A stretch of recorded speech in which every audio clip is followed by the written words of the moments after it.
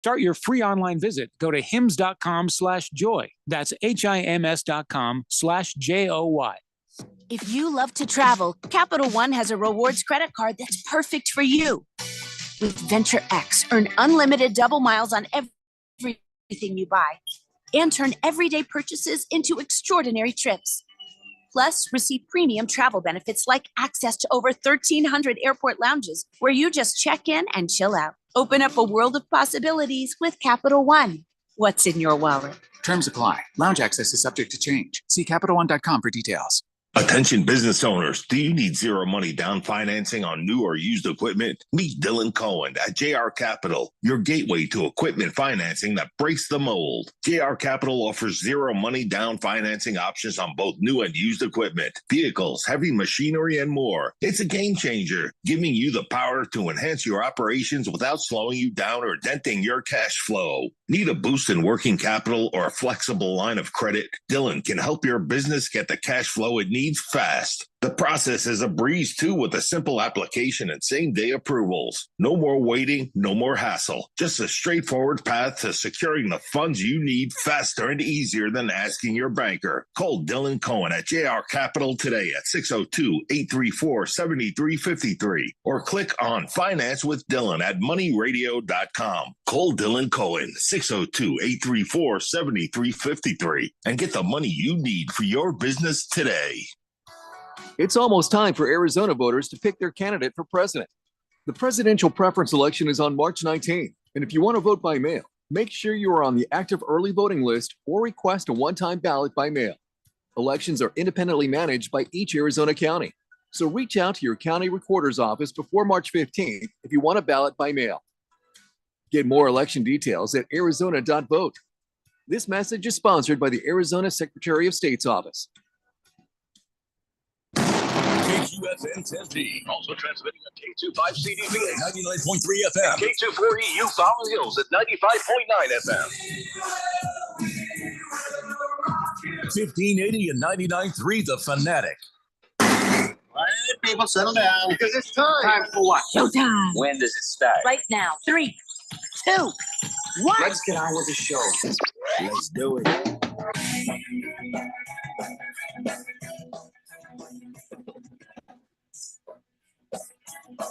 All right, everybody, it's Monday here on the Daily Blender. I'm your good friend, your radio pal, Jeffrey O'Brien, alongside Randy White.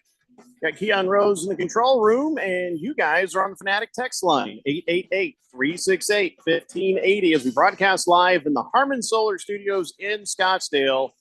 Oh, my gosh. There's so much going on in the NFL free agency right now. We are going to cover everything that we can and keep you up to date as it happens. How long is this frenzy going to go for? Is this like a day thing, or is it like the entire week thing? Is this going to be like this nonstop 24/7, or is today probably going to be the most of the Sharks with the chum in the water? Today's going to probably be the day with most of it, and then you'll probably get a second wave of it. You know, as soon as all the big names are off the board and people know what the market is and all of that stuff, then you'll probably see a second wave, a little bit smaller wave, maybe later on in the week. But today's going to have most of the action. All right. Well, we'll keep track of it. By the way, for everybody else, yesterday was the daylight savings day. So today, for everybody else, is the day you're more likely to die. So you got that going for you. If you don't live in Arizona and you're listening to the show, today is the day you are most likely going to die. So hopefully you spend some time with us before that happens, because we don't get ratings points after you're dead. We only get them for when you're alive. And that's the important thing. So make sure you listen to this show if you are out of the state of Arizona before you die. Oh, we don't get credit for that, do we? No. Oh, no. Yeah, we do. Do we? I think. Yeah, let's not risk it. Just make sure you don't die until after today's show if you're planning on doing that. But according to the American Heart Association, there's always an increase in the number of heart attacks right after they change the clocks. And I don't know why. They don't know why. Nobody knows why. It's just other than maybe messing up your internal clock. But anyway, so that's other people's problems because we didn't have to change our clocks. I mean, which is- I got up an hour early today. I feel good. I feel like I'm on time. well, that's only because you have to pee 17 times a night. Ah. So of course you're up early. Well, there's that. And you're elderly now, so I mean, you're gonna be getting up at 4 a.m. for breakfast, having lunch at 10 a.m., having What? dinner at 1 p.m., and then What? you're in bed by 3 most times. 8. And Yeah, after you've eaten. what's it to you, Jack? I'm just saying, Huh. you're fine. You're not going to die today because we live in Arizona and we didn't change our clocks. That's the most important part. Well, By the way, I changed all my clocks though. why mean, would you? I'm change? not we supposed don't. to? No, we don't change our clocks. Hmm. How'd you even get to the show on time? Well, I was here about an hour ago. Nobody was answering. Yeah, And- we don't change. It's 3 o'clock right now, Randy.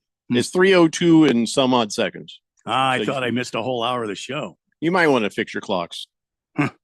But if it made you early, I'm fine. Anyway, so hopefully everybody had a great weekend. Randy, you were telling me earlier that you had a very active weekend. You're Very doing- active. Yeah. Yeah. doing lawn work, Yeah. taking care of your wife's car. Oh, yeah. Miss Kim grilling. Yeah. Oh, yeah. Yeah. Having how about you, Keon? How was your weekend? Were you busy? Were you able to relax? Yeah, I'd say I relaxed. Yeah. Mhm. Yeah. Well, I got you both beat. I did the most manly stuff this weekend. It was like my house was a ranch. I built a fence, keep the animals out, fix the irrigation, and I torqued down the bolts on that strut work I did last week, and I fixed a vacuum cleaner. I shouldn't have said vacuum. I fixed some equipment. Farm equipment. I don't have a ranch, but I did put up a chicken wire fence to keep the dogs out of the bushes. I did fix the irrigation hose that I punctured when I was building my fence. Mm. So Mhm. it was like, oh, well, it's Old Faithful. And then I did torque down the bolts on my wife's. That only because she says it was making like a clunk noise when she would turn. So I was like, oh, geez, I wonder if one of those bolts wasn't tight enough. What scares me is they were tight enough, which now means that, you know how it is with a vehicle, you'll fix one thing Oh, and yeah. it, It leads to something else. it Yeah. exposes something else. But, in her head, I just did it wrong.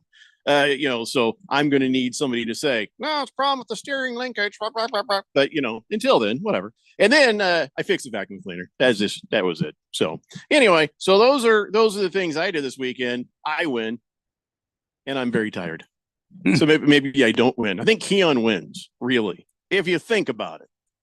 Yeah, it was. Well, I mean, considering we're interrupting Keon's lunch hour, I mean, We're always interrupting Keon's lunch I hour. think so. Haven't you What do- figured that out? what do you got? What do you got today, Keon? He has all day to eat lunch, but he waits until we're on air to do it. What? He's like, this is a good moment. No, I mean it's been a few weeks since Uh-huh. I've had to push lunch back to right this moment. What are Um, you eating today? What do you got going on? I was at the DMV earlier. You ate the DMV? I didn't eat the DMV. By the time I was done, I wish I had, but no. So here's the thing: I just got some beef and some vegetables and some rice here. That's all. That Yeah. sounds good. So that's it. Nothing crazy. Oh, I also have sad news. I also grilled, Randy. But I grilled Nice. for the last time on my grill. Oh, I'm sorry. My grill bought the farm this weekend. Oh no. Yeah, and this is one of those things. I try to keep good care of my grill. I scrape the grill every time, make sure there's no salt that would rust out the the elements in there, and Sure. always make sure everything's clean. Sometimes I let the drippings get out of control, and I have giant fires that will occur. Yeah. But outside of that, like I went out there this weekend, to clean the grill. I was scooping out the stuff out of the bottom, making The sure everything was remnants. good. Yeah. Yeah. Mhm. And it turns out I should have bought the undercoating. My grill rusted out from the bottom. Oh boy. And I'm not really sure how. The underneath, there's never water there. I don't know how this happened, but it just collapsed. Mm.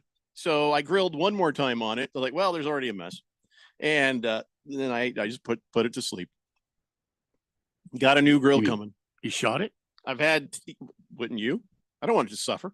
and I don't want Okay. the neighbors to All right. have it.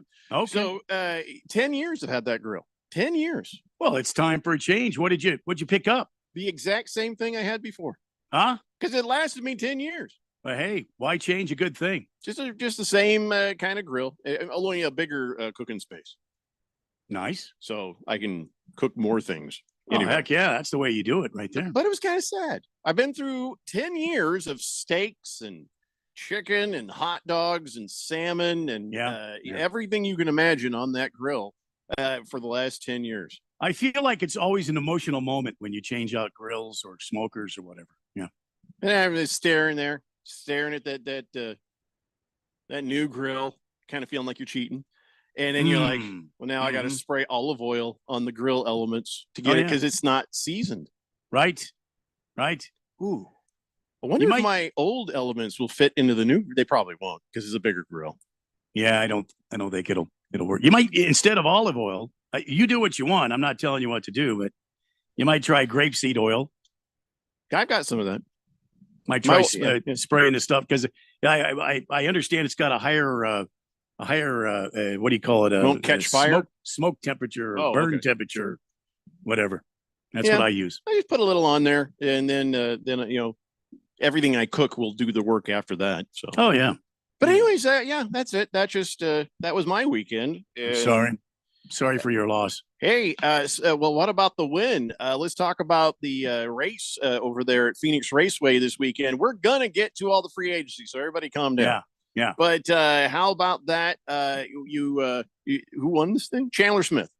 Wait, he won the Xfinity race. Xfinity race. Yeah. William Slolich won the ARCA race. ARCA race. It was yeah. Christopher Bell who Yeah. won the Yeah. Cup race. Yeah, Bell in that Gibbs car, and he won it in a dominating fashion. I mean, I think he was. Did he have like the plus- leather straps on and somebody had a ball in their mouth? Or? Well, no, he had like a 6.5 second lead when he crossed the finish line to finish the race. So he had a really good race. The Gibbs Toyotas looked really strong, and I think that's something you'll have to watch all season long. Is those Gibbs Toyotas? They've got something going on there at Gibbs Motorsports, and we'll have to wait and see how they turn out. But congratulations to Christopher Bell. How about Arizona's own Michael McDonald? I'm sorry, Michael. He ended up at top 10, and so the former 500 winner with a top 10 finish, and it was really cool to see. It was sold out on Sunday at Phoenix Raceway. Sold out for the race. I thought your favorite part was going to be where one driver started the front row in 3 of his first 4 races, but his 34th place finish is his third result of 28th or worse this year. He's fallen to 30th in points. Talking about Joey Logano. Mm-hmm. That's gonna. I generally don't talk about Joey Logano. You can't stand him. Well, that's why I don't talk about him. But you're right about Joe Gibbs Racing. They've swept the 3 races at Phoenix with all their drivers and stuff. So that's cool for them. I know you like Joe Gibbs. Yeah, and it's going to be exciting to see how these guys perform going on throughout the season. I have it on good authority that the Toyotas are cars to watch this year. So that means Bubba Wallace. That means the Gibbs cars. There's several Toyota cars to keep your eye on this year, and would be a good bet going into the next few races. So I have a suggestion, though, for the NASCAR Cup Series Shriners Children's 500. I think that every driver should have to wear a fez. If you're going to make it a Shriners thing, or they should have little go-karts, the race should be done in miniature NASCARs, and they're wearing fezes. I don't think they would. Bam. That's money. I mean, right that's there. a great idea. That's don't get me wrong, but I mean, I probably suggest that when it's not a sellout race, but I still feel like it's a stellar idea. It would be fun maybe before the race, have the mini 500 and have the Shriners actually go out there and drive their go-karts and have the mini 500. They never ride those fast. They just serpentine. That's all they do. You ever see them in a parade? They're just going back and forth, and they're just they never burn out in those things. So I don't know. Well, I mean, maybe this time they would change. Not as much fun. No. All right. Kenry from Jamaica says, fellas, damn it, missed the live show. Listen to the podcast, but live is the way. Big day, NFL free agency. Once no big splash by Cardinals, but my Packers got the Josh Jacobs. Yes, they did. And we will talk about that here in a little bit. Navy Brad says, for best looking couple, the Golden Blender goes to the O'Briens. Oh, he saw. I went to a thing Friday. That's why I wasn't on the show. I went to a gala. It was a gala fair. And gala. Yeah. Really? Like Groucho Marx. A gala day sounds good to me. Huh? And so we were there at the thing, and we got a couple of people took pictures. So I just posted them up on the old Facebook there and just, hey, look, I still exist. And that's what he's talking about. And that's why I told Brad. I said, Brad, nobody's looking at me. You know what I'm saying? Anytime there's a picture like that, nobody's looking at me. And that's okay. Prison Wallet, I'm not even going to read that. Swazman says Traeger grill, maybe the egg style, or Randy can possibly hook you up with some good advice on grills and smokers. I already got my grill. I'm fine. I didn't need help getting the grill, but when I do get a smoker, that is where I am going to really lean on Randy for good advice. Oh, there you go. Donnie knows says what he's doing. He's an expert griller. Donnie says, please never take your hat off again, Jeffrey. I don't know why that bothers people so much. It's kind of like when John Denver took off his glasses. They're like, oh, put those back on. Or when Billy Gardell lost the weight and he's all skinny and just a bunch of flappy skin. I get it, but I told you I'm not bald. I just, comb my hair when I got it. If I don't got it, why would I? Seriously, if you could get away with it, you would too. Anyway, so Donnie was just like, just stunned to see me without a hat. It's not the first time, Donnie. It's just the first time you've noticed. So, hey, by the way, I watched the Oscars last night at Wife Point, and it was bad. Oh dear God, it was bad. Like Jimmy Kimmel showed up half. I don't know, is he on allergy medicine? He just wasn't funny or energetic at all, and a lot of stuff fell flat. And there was a lot of but the one guy who did show up funny, and he talked about sports stuff out of nowhere. That guy should have been hosting, and he just got done with rehab, and I'm talking about John Mulaney. He's married to that Olivia Wilde, who used to date, Mr. Aaron Rodgers. Yes. Right? Oh, yeah. Just saying. I believe so. Yeah. It occurs to John Mulaney occasionally, and it does. So he's at the Oscars, and he's getting ready to present the award for achievement in sound. And he's talking about how sound in movies is really certain people, if they couldn't hear him say certain things or do certain things. And then he got to the point, he started talking about one of our favorite movies. Take a listen. Or what about that moment in Field of Dreams when we hear, if you build it, he will come. And then Costner does it. He builds a baseball field. Well, I guess he doesn't build it. He mows down corn, and then there is a field. And then he's like, I'm going to watch Ghost play baseball. And the bank is like, you want to pay your mortgage? And he's like, nah, I'm going to watch Ghost play baseball.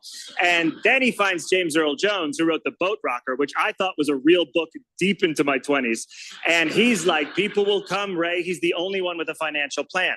But what's weird is Timothy Busfield pushes little Gabby Hoffman off the bleachers, and she falls down, and she's unconscious. Then Burt Lancaster's Moonlight Graham, and he comes up and he pats her on the back a couple times, and he's like, hot dog stuck in the throat.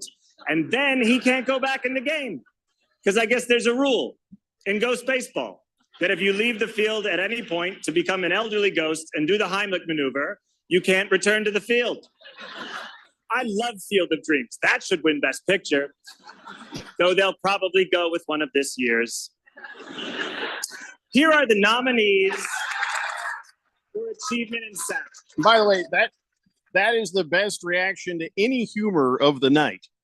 Any humor. That right there, the entire audience was thinking the same thing as me.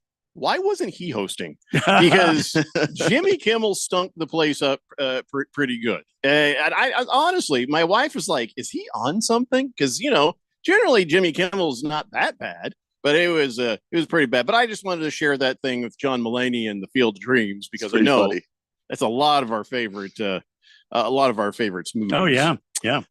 So let's talk about the Grand Canyon University Fighting Lopes, and they beat another team by a whole lot of points following Keon Rose's suggestions that they completely blow everybody out for the rest of their time. It just makes everything easier. Why do math when you could just beat people by 35? Right. I think the coach was listening, and he's like, whoa, what did that guy say? That's a damn good idea. Sorry, kids. Darn good idea. And they went. They got the meeting with the team. Keon Rose says we need to blow some fools out. And they're like, what? No, I know, but we need to. Let's do this. And they probably have a picture of Keon over the door, which they all tap as they go out. That's the way I see it. Okay, that's very Play like Keon today. Maybe don't blow play some like fools me. out. Yeah. Play like how I want to play, but don't actually play like me because that's a lot of knee injuries. And I don't think we can fit that on the poster. You're All not it says, scoring. just over the door, it says "blow some fools out." Enter Keon, and they all smack you in the face as they go out to play. And that's good enough for Tyon Grant Foster, 19 points against Cal Baptist. That's what you get for being in the way. And so now they're going to the WAC tournament, and I think they've got the bye. Normally we would have a game on Thursday, Friday, and Saturday, but I guess they got the bye being the number one, and so we will not see them play until Friday at 5:45 p.m. here on 1580 Fanatic, and then presumably we'll I don't know how they were able to. Well, I don't know if I should say this out loud. I have the schedule, but how do they know when they're playing the second game? Do you know what I'm saying? When they're playing the second game? Well, what if they lose the first game? Well, they have a bye. The time? They have a bye. No, I mean their first game, which is the second. Their first game, they don't know that. It's just this. If we advance, this is where we'll be playing. And when? Is that what he said in the message? Hold on. I mean, I don't know if that's what he said. Nobody is jinxing anything here. I don't think so, but you have to be aware of it and prepared for the possibility that you'll be playing in a championship. Yeah, you just okay. Well, so they'll play again Saturday. That's all I know. So yeah, I don't want to jinx nothing. Yeah, and I don't think that necessarily does. You just these are the times that game is going to be played that time. Whether or not GCU is there, but you hope GCU is there. They'll be there, and I strongly believe it. But the thing with this game was with how huge it was for GCU. I think does give them, I think, a little insurance for if things don't go well in that tournament. Because Cal Baptist was one of the teams that they lost to earlier in the year. It was a 3-point loss. It was one of those slow starts, and then it finally caught up to them. They showed Cal Baptist what GCU does on a good day, because that was ugly. It would have been a lot worse, but they kind of skate at the end. So, by the way, the Pac-12 championship is on Saturday evening as well. Don't worry, we'll have no reason to watch it, so we'll be able to focus fully on GCU on the WAC tournament. But did you notice this weekend that the Wild Kittens got blown out by USC? I did see that. That makes me very happy. Ralph was crowing about it on the Twitter, and for the first time ever, I liked one of his USC tweets. Oh yeah.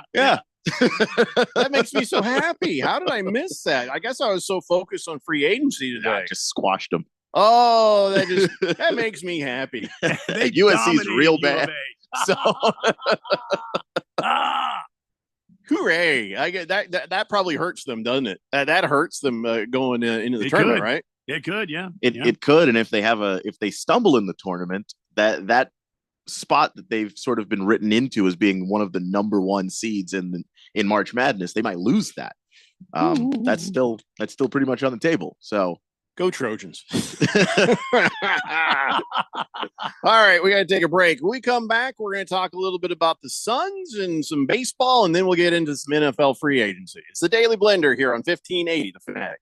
This is Brent Musburger's Action Update on 1580 and 99.3 The Fanatic. Get insights into the sports betting market with VSiN's betting splits. See where the money is and keep updated on how the market is reacting. Only at VSIN.com. Now, here are the latest lines from my guys in the desert. NBA tonight, the Denver Nuggets are home to face the Toronto Raptors. Denver, a 14.5-point favorite, minus 1,200 on the money line, while Toronto is plus 750. The over-under in the Mile High City, 231.5. In Portland, they'll be taking on the best team in the NBA, the Boston Celtics, who are a 9.5-point road favorite. Boston minus 450. The Trailblazers plus 350. The over-under at 215. Chicago Bulls hosting the Dallas Mavericks tonight. Dallas a 4-point road favorite, minus 178. While the Bulls are plus 148 on the money line, with an over-under of 232.5. I'm Tony Desiri with your VSiN Action Update on 1580 and 99.3 The Fanatic. Hi, I'm Henry Winkler. My eyes are very important to me. My eyes connect me with everything I love. I loved my late father-in-law dearly. He always lit up a room, but his vision dimmed with age. He had age-related macular degeneration, or AMD. And since partnering with Apellis, I've learned there's an advanced form of dry AMD called geographic atrophy, or GA. His struggle with vision loss made me want to help others know about GA's warning signs. For some, colors appear dull or washed out. For others, hazy or blurred vision make it hard to see details, like fine print on price tags. Many have trouble seeing in the dark, making driving at night difficult. GA gets worse over time and cannot be reversed. If you think you have GA, don't wait. Treatments are available. Ask a retina specialist about FDA-approved treatments for GA and go to GAWon'tWait.com. You can live out your MasterChef dreams when you find a professional on Angie to tackle your dream kitchen remodel. Connect with skilled professionals to get all your home projects done well. Inside to outside, repairs to renovations. Get started on the Angie app or visit Angie.com today. You can do this when you Angie that. Jeffrey O'Brien here, and congratulations. You just made it through the hottest summer in Arizona history. No lie. The only proof you need is in that electric bill. If you don't have solar, I wonder how bad it's going to get next year. You need to call Harmon Solar today. Harmon Solar could save you over 80% off your electric bills. They're a locally owned, family-owned company. Call Harmon Solar for a free estimate. 800-281-3189. That's 800-281-3189, or go to harmonsolar.com. Hey, what's up, everybody? Ken Barkley here, reminding you to check out You Better You Bet. Why, you ask? Well, because we bring the fun, the insight, and all the wagertainment you need. Plus, hopefully, we win a couple bets along the way. From up-to-the-minute breakdowns of backdoor covers, bad beats, and the cheers and tears that come with them, obviously. Plus, betting analysis from some of the best minds in the sports wagering world. Join myself and Nick Costos and tune into You Better You Bet. Weekdays from noon to 3 on Arizona's sports betting station 1580 and 99.3 The Fanatic.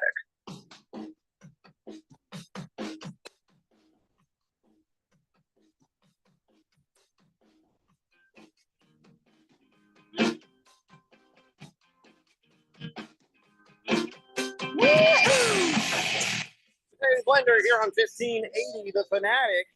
All right, Stockton Slap says another year of free agency just means another year of Jerry Jones taking an elderly nap through the whole thing. I swear, being a Cowboys fan is like being a little kid and seeing all your friends getting cool new toys for Christmas, and you just get your old bike repainted. Yep. That is extremely accurate. In fact, the Cowboys have lost some players. We'll get to that here in just a little bit. Average Joe loves him some John Mulaney. Says the funniest skits I've ever heard from him are the salt and pepper dinner and the one thing you can't replace. He says Mulaney is absolutely hilarious. Yeah, he's really good. The voice, though, after a little bit of time, but he's funny and he's aware of it too. So they're definitely he's a good writer. He's funny. And do you think he could do a late night talk show, or you think the voice is just like it's an hour's too much? Yeah, that's too much. I don't. I think he could. I mean, I don't know. I watched his whole special though and didn't have a problem. So yeah, I guess you get used to it. I guess I don't know. Anyway, so let's go on and talk some Phoenix Suns real fast. The Phoenix Suns up against the Celtics, probably the best team in the NBA right now. Are we going to agree on that? The Celtics, best team in the NBA. One of them, yeah. Yeah, I would say so. I think that they've got a couple of guys slumping right now. I think Tatum's not playing his best. But yeah, they're up there. Why you got to bring that into this? They just beat the Suns. I don't need to hear they're slumping while they're beating the Suns. I didn't say they're slumping. I said they have a couple of guys slumping, which would not make them the best team in the NBA. That's all. So Kevin Durant tried to do his Kevin Durant thing, but it wasn't enough. And the Celtics beat the Suns 117-107 the other day. And of course, 15 turnovers for the Suns, but there was also 12 turnovers for the Celtics. So the turnovers were kind of evened out, but I don't know. I think just you don't have Booker. Booker, fourth game, he wasn't there. And this is what I worry about in the playoffs. I mean, what if that was the matchup in the finals? Stop laughing. I know a lot of you don't think the Suns are going to get there, but I'm just saying, then that kind of shows you, yeah, the Suns were able to kind of hang in there, but the Celtics dominated. Well, if that was the game in the finals, Booker wouldn't be out. I almost guarantee it. Well, I'm just saying if he was. And the thing with the game too is, yeah, they have their best players. They're healthy. The Suns aren't. And not only that, the Suns didn't play well. Like the shooting has to be there for this team. If Kevin Durant's going to do his thing, and Bradley Beal, I think, put 25 points in as well, you can't have an 0 for 4 3-point shooting performance from Grayson Allen. You can't have 1 for 6 from Royce O'Neal. You just can't. Those open shots or those 3-point shots, they have to be knocked down because that's how the team's built. Well, the Suns got to win some games. They're going to find themselves in the play-in. Right now, they're the number 6 team. And if nothing changes, then, okay, they don't have to be a play-in team. But as we have been told, this stretch of games is a tough stretch of games. And there's a very real possibility the Suns might find themselves in a play-in tournament.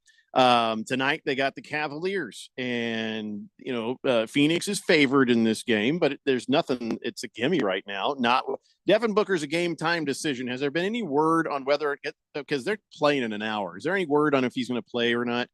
I'd love to hear this. But Okogie is out and Eric Gordon are out, and you can't take anything for granted. So and Cavaliers are they're not a bad team. So we've really got to step up and win some of these games or find ourselves in the play-in. Yeah, but they have been winning games. It's just the tough games too. You got to win the tough games. They beat Denver. Is that not good enough? Or it's not good enough, Keon. it's like we're in danger. Denver's one of the best teams in the Western Conference. They're the defending champs. If that's not good enough, I don't know what to tell you. They dropped this one to the Celtics. They've got the Celtics again on Thursday. So, hopefully with Devin Booker back, and I'm looking, and it looks like he's going to be probable for tonight's game. He's upgraded to that. And Frank Vogel said that if he plays, and I don't know if this is just gamesmanship on his part, but if he plays, there won't be a minute restriction on him. He'll be good to go. So seems like he's playing. All right. Well, that's good as long as he doesn't re-injure the ham. Oh, it's an ankle thing for him. Okay. Yeah, it's an ankle. Yeah. Well, as long as he doesn't re-injure that. So, what channel are they on, by the way? Boyd, I've never sounded older than when I ask you what channel something is on. Remember that, Randy? You say, hey, what channel is that on? You're like, yeah, it's on 15 or it's on 5, 10, or 12. Right. Nowadays, you're like, what channel is that on? Well, Grandpa, it's streaming or jeez. That's right. I mean, that's what we used to ask. What channel is this thing on? Well, that's the thing is because you have like 16 options. But anyway, it's going to be on Arizona Family. So channel 3, just say it. Channel 3. Channel 3. See, that's the channel it's on. You can't get it on YouTube TV. Whatever. Yeah, so I got to turn on the real TV. Fine. Anyway, so hey, remember last week we were talking about clown ass Rudy Gobert, and I can't remember what it was, but I think we were even wondering what's the next dumb thing this guy is going to do. And well, he answered it over the weekend. He was playing a game there and got a bad call. And so he made a hand gesture, wasn't a middle finger. How does that work? Do you make the sign of a dollar sign with your hand? I don't know if he made a dollar sign. I saw him. It was supposed to be like the money sign or something like that. And he did it over towards this old guy ref. First, I thought it was Scott Foster, but it wasn't Scott Foster. and Bickersmith or Bicker or something. And he made the money sign at him, indicating that gambling was involved in his decision on the call. So he got a technical foul for that. Then after the game, he talked, which is never a good idea for Rudy Gobert, because Rudy Gobert says, my reaction, which I think is true, what I truly believe, even if it's the truth, it wasn't the time for me to react that way. I shouldn't have done that. I cost my team the game. Obviously, they couldn't wait to give me a technical. That was bad. And then they asked him, well, what do you believe? What do you think happened? He's like, I made some mistakes. I airballed a dunk. Mistakes happen. Referees make mistakes too. But sometimes I think it's more than mistakes. I think everyone in this league knows. I think it's got to get better. And when you're making the money sign indicating the gambling, he's basically saying that the referees are complicit in gambling and fixing games. So the NBA said, that was really dumb. So we'll have $100,000. It's just, you know the league is sensitive about criticizing referees. Implying one of them is gambling on the game. He says, I think it's hurting our game. I know the betting and all that is becoming bigger and better, but it shouldn't feel that way. Look, who would you like to make the check out to? Just what? Do you have a credit card? They're not asking. Please make this $100,000 check out to the NBA. So yeah, so he opened his mouth, and I still haven't figured out that little sign he made. This. Oh, he went like this. Yeah. Oh, I thought he did a thing where he made like a dollar sign with his no fingers. No, he actually used both his hands, and that makes more sense than what I thought. I saw the clip of it, and he made this little hand gesture, and I guess his big gnarly fingers doing that. He's a 7'3" guy, so it's gonna look weirder. Didn't look right. Donnie says, what an abomination of officiating that game was. Rudy was right. Scott Foster is the devil. That wasn't Scott Foster. It was Bickersmith or Bickerstaff or whatever. I thought the same thing, but they just have the same haircut. Bruno Baller says, it looks like there's going to be some key players out for Cleveland tonight, so that should help the Suns. Yeah, it'd be nice to be able to sort of comfortably sort of just walk through Cleveland, if you know what I mean. Stockton Slap says, if Conan O'Brien could have a successful career as a host with his god-awful nasally voice, John Mulaney can too. Really? Conan O'Brien's voice, no. I don't think it's as bad as John Mulaney. No, and John Mulaney knows this because he's the one that will tell you that he both sounds like and looks like a 12-year-old boy. Yeah, no, it's true. And he's absolutely right. But so he's got the self-awareness. On the Oscars last night, Mulaney tried to do a cool thing with his hair, which was not his idea. It was absolutely Olivia Wilde's idea, his wife, and the mother of his child. And so he's got this weird, and even like, hey, you know who used to have hair like that? Aaron Rodgers. Somebody should say that to Mulaney right before he went out. He probably would have like, and the best thing, he probably would have been very depressed. Aaron Rodgers. So I don't know why everybody's cranky again lately, but there's been a lot of crankiness. It's specifically basketball, NBA, and in college. I don't know if you guys saw the video of Troy Weaver. He's the GM for the Pistons. This guy's like, "You suck at your job, man." And so Troy Weaver's wanted to fight him. He threatened him. Said he was going to kick his ass. He says, "I'm beat your ass." And then he pointed at the guy and had security remove him. All he said was, "You suck at your job," and he got removed from the game. Many things about this have been handled badly. First off, pretty sure you're not supposed to threaten a fan. And then also I think you're not probably supposed to have them ejected. He didn't even swear. He didn't. And he's like, that guy just threatened me. Troy did all the swearing. Mm-hmm. The fan didn't. If we're talking about who composed themselves and who acted like an adult, the person doing the heckling, and there's nothing wrong with a little heckling as a fan. Yeah. The person that didn't swear, that didn't really cross any lines, that person is. But a lot of people do say things like they're talking to their TV or they're typing in a computer. I understand Troy Weaver getting a little bit aggravated with the guy, like, what the hell's wrong with you? But as they say, when you're in a confrontation, the first person who swears loses. I have been victim of being very right and being the first person to swear and losing in that is similar context. So trust me, it's true. Troy Weaver, he lost. And I wonder, is this going to be enough to put the final nail in his coffin? Yes, he's good at evaluating talent. He's pretty good at bringing people in. But he also just hired Monty. You know what I'm saying? There's a lot wrong in Detroit. How good is he at evaluating talent? He's been the general manager of this team since 2020. Well, he got Cade Cunningham. He got Jaden Ivey, Jalen Duren, Asar Thompson. All those look like future, like guys who will be better in the future. And I guess good on him for not missing those picks.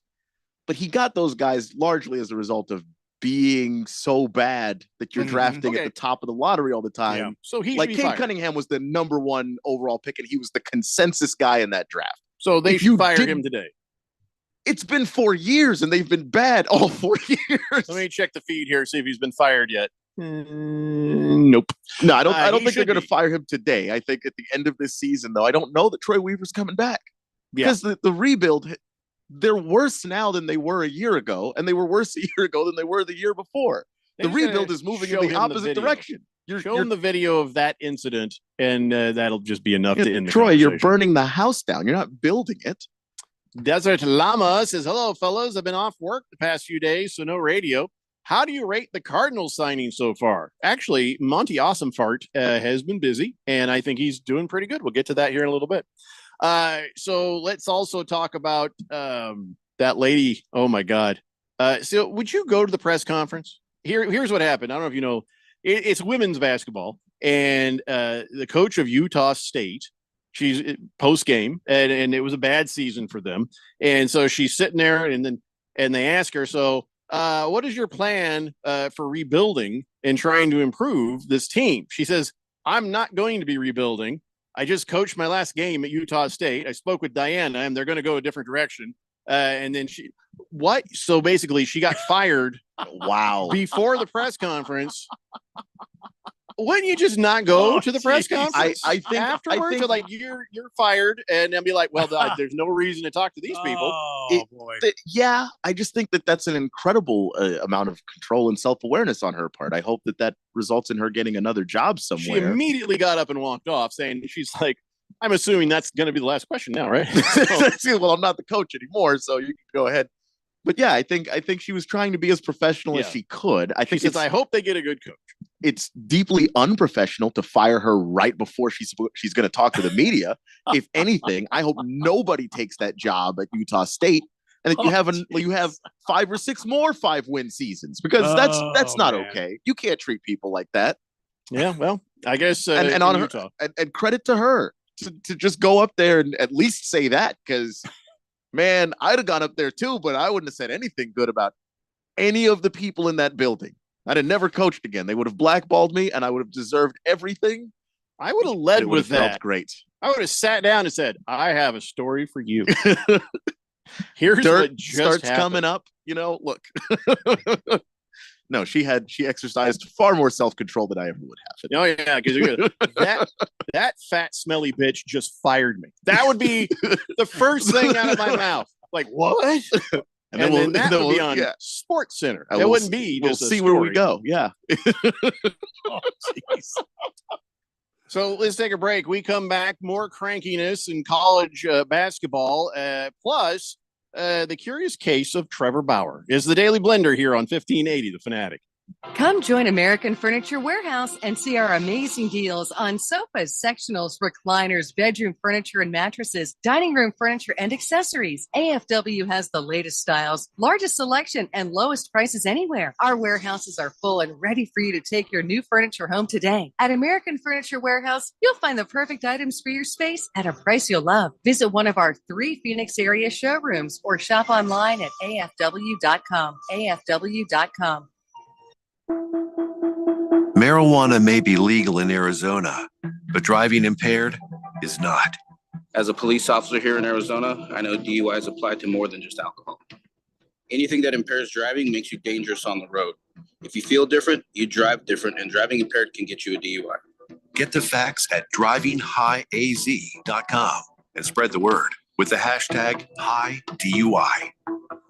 This message is sponsored by the Governor's Office of Highway Safety. Going to college and not acquiring debt is possible with the help of the U.S. Army. You'll be able to choose the career you want and receive help to pay for your full tuition. There are also reimbursements for student loans and GI Bill benefits. In the U.S. Army, your mission will be to learn. Learn how you can be all you can be at goarmy.com/AIA Sports. That's goarmy.com/AIA Sports. When it comes to covering the high school sports scene in Arizona, AZ Preps 365 has all the answers. Every Saturday morning from 8 until 10, they break down games, interview the newsmakers, talk with coaches from around the state, and stay up to date with what's happening with prep athletes and breaking news from the Arizona prep scene. It's AZ Preps 365, 8 till 10 Saturday mornings on 1580 and 99.3 The Fanatic, and always on at 1580thefanatic.com.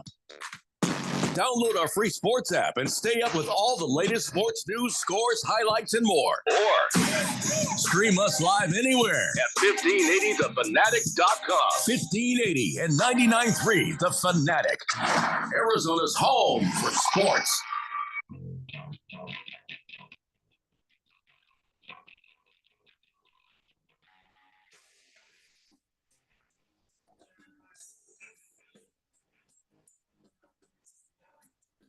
Blender here on 1580 The Fanatic.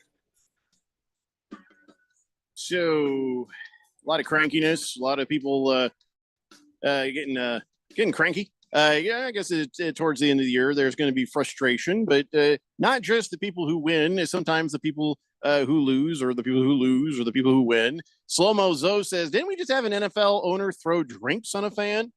Was that an owner? Yeah, it was David Tepper. That's it. That's right. Yeah. Panthers owner. Everybody's cranky. Even Dan Hurley's cranky. Dan Hurley, was walking with his security, and somebody was yelling something at him. And so then Dan Hurley is just like, why don't you come down here and say that to my security detail's face here? Huh? Why don't you just wait, what? You just come down here and you'll get hurt. Uh-huh. And it's like, well, no. No, I'm actually perfectly fine making fun of you from all the way up here. It's everybody's cranky. Everybody's cranky. Navy Brad says, update on my nephew. He's pitching for Gaston College in Dallas, North Carolina. Sorry, what? There's a Dallas in North Carolina? Mm-hmm. Mm-hmm. Can we all just agree that when there's a city that has a lot of people in it, name something? You can't name your little backwater podunk town the same thing. I tell that to the people of Paris, Texas. Oh, see, no, we should. We should. If I am emperor, that's going to be a thing that I'm going to take care of day one. Day one. You're changing. I don't care what you call your town. You're just not calling it Dallas. Ontario, California. Well, that doesn't bother me because there's an Ontario in Canada, so it can be Ontario. I'm okay with that. You're gonna have to listen. In fact, Cleveland, Tennessee. You, Keon, you will be appointed to present me, and I'll make the decision. Cleveland, Tennessee is out. I used to live there, so there's only one Cleveland, and it's the worst Cleveland, and we'll just leave that Cleveland the worst Cleveland. We don't need more Clevelands being bad. So and they're both bad. Yeah, present me the names of the towns, and I'll approve, disapprove, approve or disapprove. Okay, and they'll have like 30 days to change their name. You know what? No, 30 minutes. 30 minutes to change your name because I don't have time for this. 30 minutes to change your name. People are running out with axes, taking down signs. Get down! Well, you're the emperor. People don't screw around, right? Anyway, so yeah, Dallas, North Carolina. He says he hit 100 miles an hour today. We'll fly out early May to meet my sister and her husband and my nephew there. Wow. Well, that's great, man. I hope you get to see him pitch. That's amazing. No 100 miles an hour. Not bad. Right. So speaking of baseball, you remember Trevor Bauer? Remember Trevor Bauer? Yes. The consensual kink guy. The problem is his kink is he likes to strangle women and rough stuff. Can I just say that? Just leave it at that. Rough stuff. He's into the rough stuff, and he got in some trouble because one of the ladies that likes the rough stuff decided to come after him, try to get some money out of him, and accused him of non-consensual rough stuff. And so then at that point, he was released by the Dodgers, and he's been playing in Japan or Korea or something like that. And so now he's been cleared of all that. He's no longer accused of non-consensual rough stuff, but Trevor Bauer likes the rough stuff with the ladies and with the commissioner of baseball, because he would say things and he would give old drunky drunk the business with his mouth. Okay, let me rephrase that. He would be very critical. He'd be very critical of Rob Manfred orally. Again, I should rephrase that. Yeah, okay, verbally. Yeah. So using his words only. So Yeah, nothing baseball, I think he might be blackballed right now. You know what I'm saying? And again, that's maybe not the right phrase. Nobody wants Trevor Bauer because of what happened, even though he's been cleared, which means they're not as worried about the perception of Trevor Bauer being some kinky sumbitch. They're worried about Trevor Bauer pissing off the commissioner of baseball. That's kind of what it looks like to me. Maybe I'm seeing this wrong. What do you guys think? That's what I always thought. Yeah, I mean, I think they had an opportunity after he was very critical of the commissioner, and they had an opportunity to put him on the outs, and there he is. He's on the outs. Every time a female reporter has a microphone in his face, in her head, she's like, "You're thinking of choking me right now, aren't you?" Oh boy, you're thinking of choking me. Oh boy, and that's what I'll be thinking if I see him talking to a female reporter. He's thinking of choking her right now. I think he wants to choke her.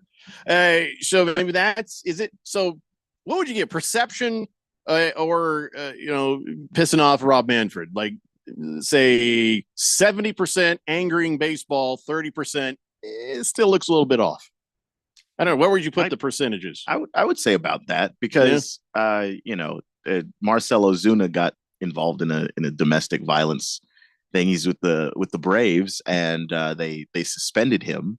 But then when it came back that after the investigation, Marcell Ozuna is pretty much in the clear, just brought him back.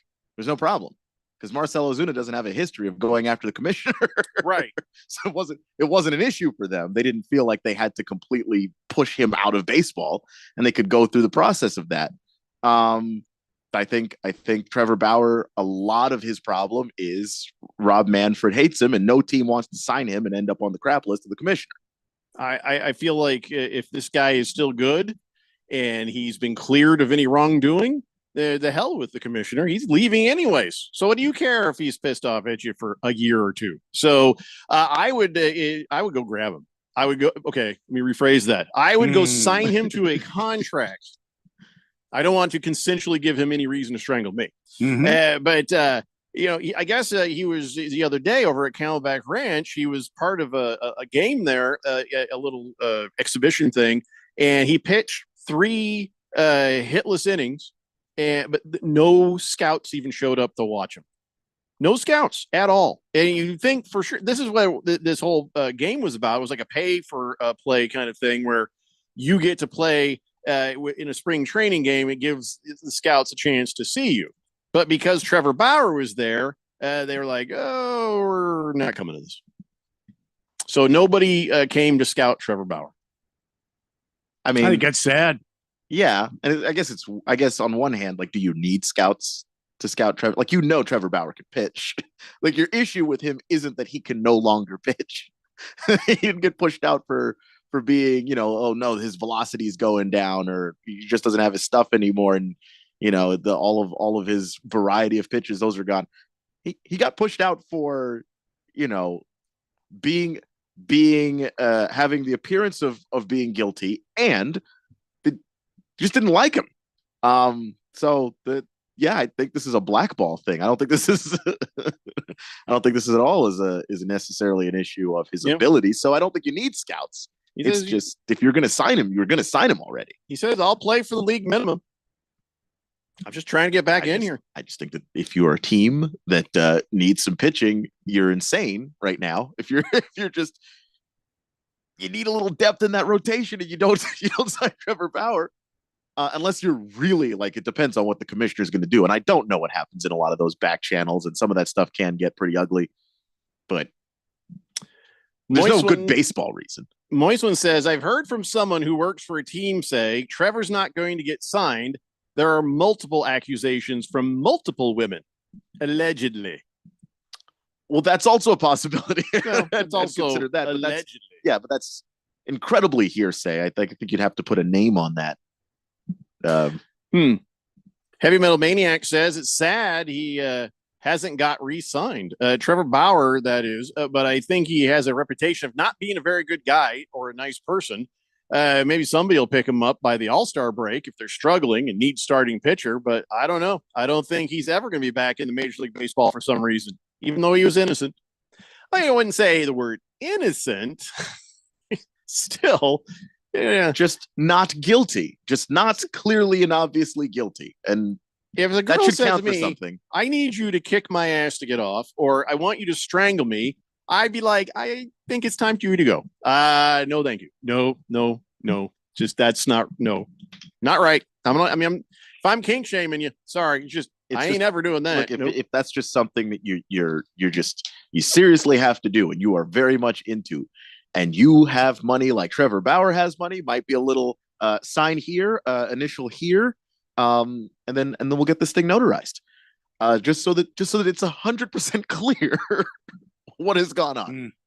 Fifth letter is like, wow, Keon, what do you know about the O? Ontario, California. That's dope. Didn't expect you to throw that out there. This is like at a comedy show where you're like, anybody here from Ontario? Woo! Just that one guy. One person. Hey, fifth letter. Yeah, the Jet says, good afternoon, gentlemen. I see that we are 46 minutes into the week and the show's already off the rails. No, it's not off the rails at all. We're talking about Trevor Bauer. This feels like completely on rails for us. Honestly, compared to what happened last Wednesday, this is so on task. It's actually uncomfortable. We're sort of on schedule and everything. Yeah. This is the most on the rails I think it's possible for the show to be. Yeah.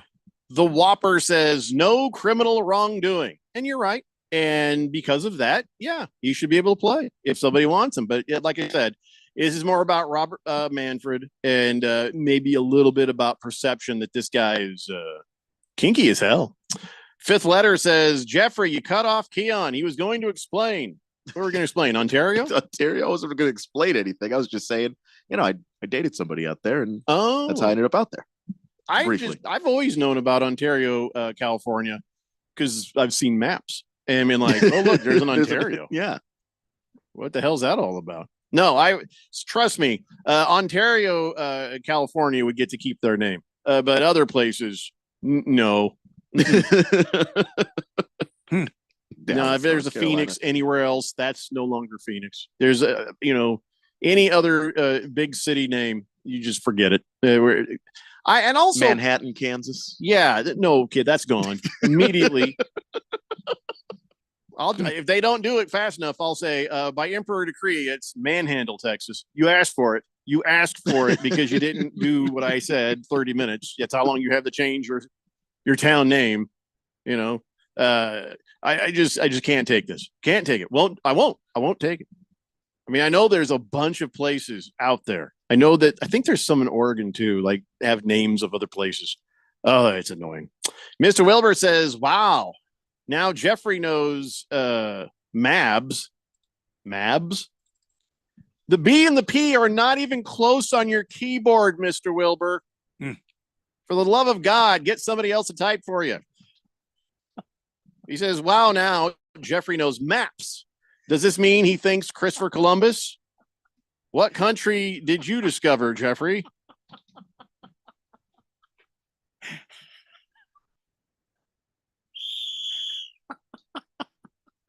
Just such a tweet, a text so dumb.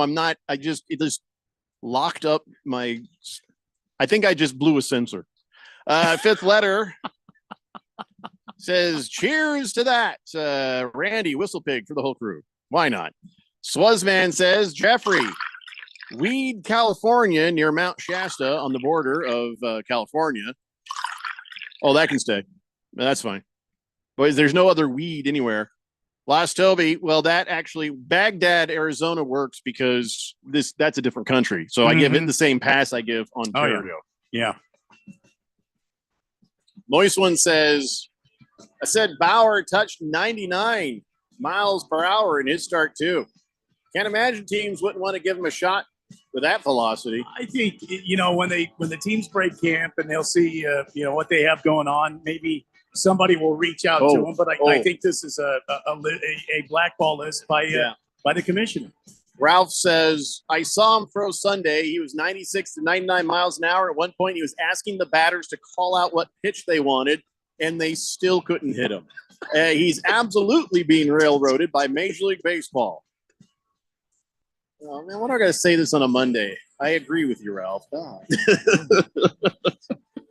Listen, when we come back, a couple of world records that have been broken and need to be broken, and we'll get right to that NFL free agency. It's the Daily Blender here on 1580, The Fanatic. Pizza's here. Oh, great. I'd love some, but I'm worried about my stomach issues. If you're worried about having diarrhea, gas, bloating, stomach pain, or loose, oily stools, it may not just be stomach issues. It could be a condition called exocrine pancreatic insufficiency, or EPI. With EPI, the pancreas doesn't release enough enzymes to break down food, but EPI is manageable. Use the symptom checker on identifyepi.com and talk to your doctor. That's identifyepi.com. Sponsored by AbbVie. It seems like everybody's talking about the traffic on Valley Roads these days. You know what else everybody's talking about? The absolute best restaurant to take your family and friends to, Kasai Japanese Steakhouse. Now with 2 Valley locations. No one does it better than Kasai, where talented Teppanyaki chefs create the food, the fire, and the fun of teppanyaki. Kasai Japanese Steakhouse is dinnertainment at its best, where a delicious 7-course meal is prepared right at your table with flair. It's a perfect choice for any occasion. Choose from over 50 different items and combinations of teppanyaki. Looking for great dining without the show? Kasai offers an awesome selection on Asian-inspired dishes and tasty sushi. Happy hour deals daily from 6 p.m. and enjoy outdoor dining on the heated patio. So whether you're here for spring training, March Madness, or just to enjoy the Arizona sunshine, don't just take your guests to dinner. You take them to Kasai Japanese Steakhouse with 2 locations, Scottsdale and now in Peoria at the 101 in Northern. Go to KasaiTeppin.com. That's Kasai Teppin.com or search Kasai on your mobile phone. 80% of youth in Arizona don't drink, smoke, or use drugs. Want to know the reason why? It's you. Kids say not disappointing their parents is one of the main reasons they choose not to drink or use drugs. Visit TalkNowAZ.com because while you might worry you aren't getting through, you are.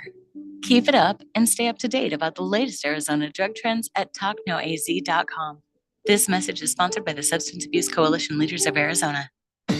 Hey, Ralph, got another solar question for you. Okay, but did you check out the Harmon Solar Podcast first? The what? The Harmon Solar Podcast. We put new episodes up twice a month that teach you all the things you ever wanted to learn about solar. We discuss things like how solar works, the roofing, sales process, demand management, everything solar. Show like this needs some real smart thinkers, huh? Well, yeah. So you got some really great guests then, huh? Almost every show. Is it on Spotify? Yep. iTunes? Yep. Just search it everywhere. It's the Harmon Solar Podcast. Go check it out at harmonsolar.com. The possibility of lung cancer can be pretty scary, especially if you're one of approximately 8 million current or former smokers at high risk. That's why SaveByTheScan.org wants you to know that now there's a breakthrough low-dose CT scan that can detect lung cancer early, and it only takes 60 seconds. You stop smoking, now start screening. For an easy quiz to see if you're eligible, visit SaveByTheScan.org. It could save your life. SaveByTheScan.org is brought to you by the American Lung Association's Lung Force Initiative and the Ad Council. KQFN Tempe. Also transmitting on K25CD Phoenix at 99.3 FM and K24EU Fountain Hills at 95.9 FM. All right, people, settle down. Because it's time. Time for what? Showtime. When does it start? Right now. 3, 2, 1. Let's get on with the show. Let's do it.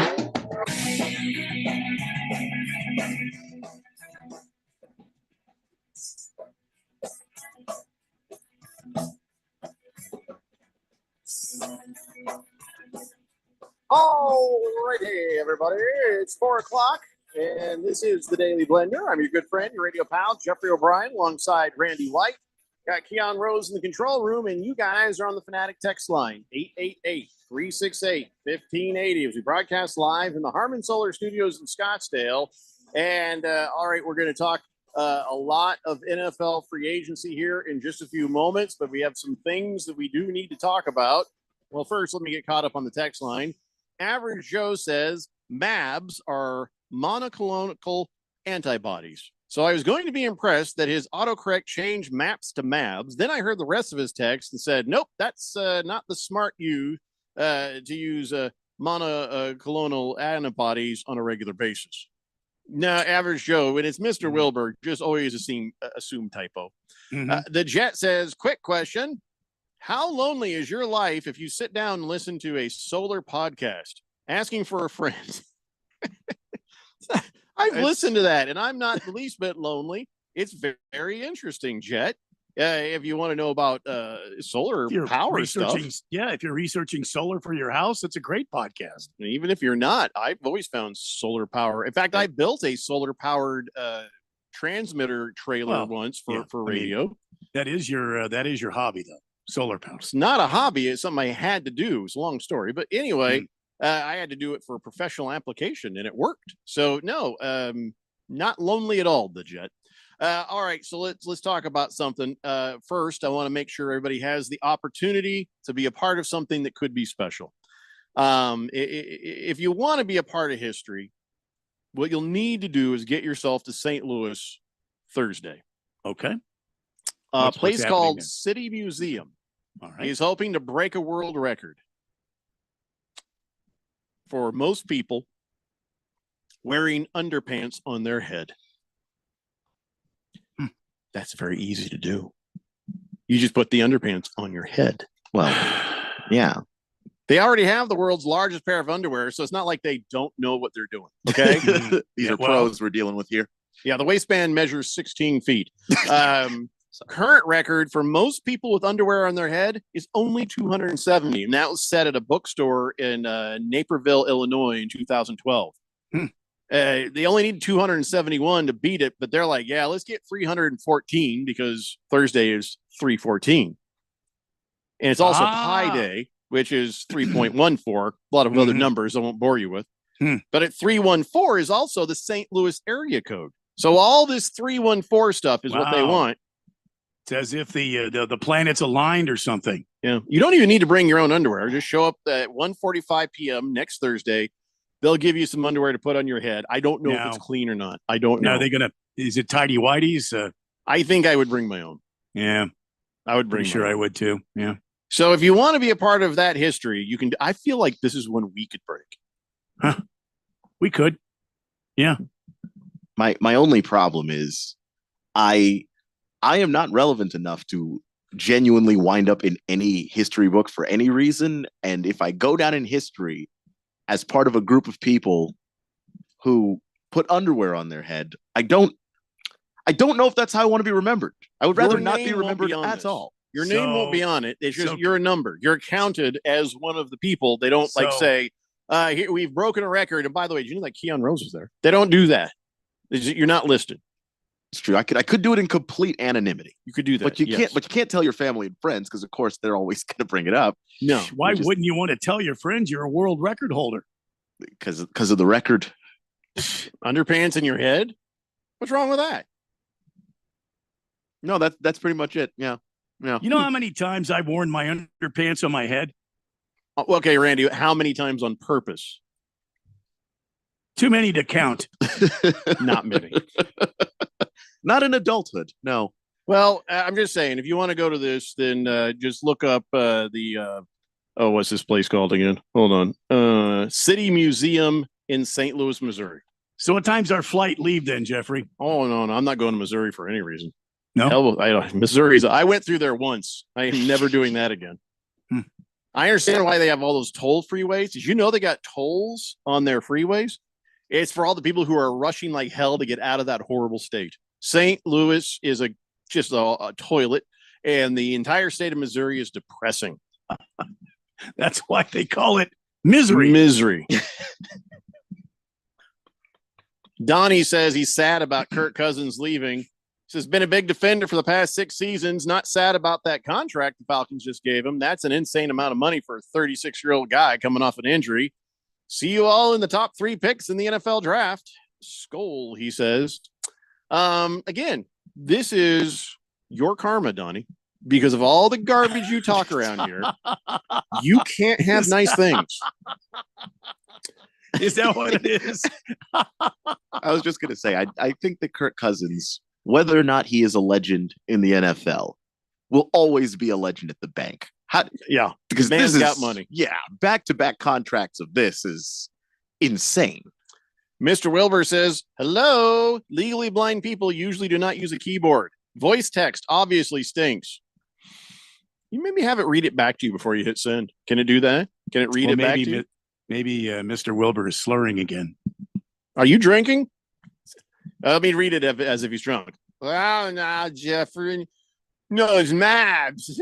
Does this mean things Christopher Columbus? See what I mean? What country did you discover, Jeffrey? See what I mean? I think so. Yeah. I think Wilbur is drunk, or he's accidentally clicked on the drunk guy voice to text. Still should get some help with that, Wilbur. Hefty Lefty says, how about the most people? Ooh, here's another record. With underwear around their ankles. Huh. Oh, San Francisco's got that one beat. There's no way. It just doesn't. Moist One says, I thought I had the largest underwear in the world. I won it from the station, and previous morning show host was gracious enough to cite them.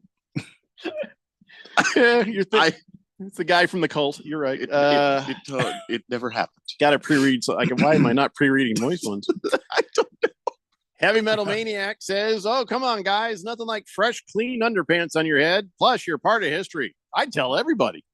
Yeah, I think most people would, but this is just Keon just marked me down as anonymous. Yeah. Slow-Mo Zoe says maybe the Pittsburgh Bowlers can donate their underwear. I understand what that means. Oh, because we had some story about the nude bowling in Pittsburgh. Right. And yeah, they're not using them. Yeah. But I don't want them on my head. To be clear, I don't want to touch any underwear coming from that place for reasons that are obvious, I think. Random texter says, Jeffrey, I got to know, how many times did you have to promise your wife you'd be on your best behavior so she would bring you to wherever you guys went, that event where you got all dressed up for all nice over the weekend? Oh, no, I was at Wife Point. I didn't ask to go to that. I was asked to go to that, and I was happy to go to that. It was actually a very cool thing. But 3 times, maybe 3, where I was told to behave myself. That's got to be new record for you. I was tired. Lost Toby says, you like that? I honestly don't care.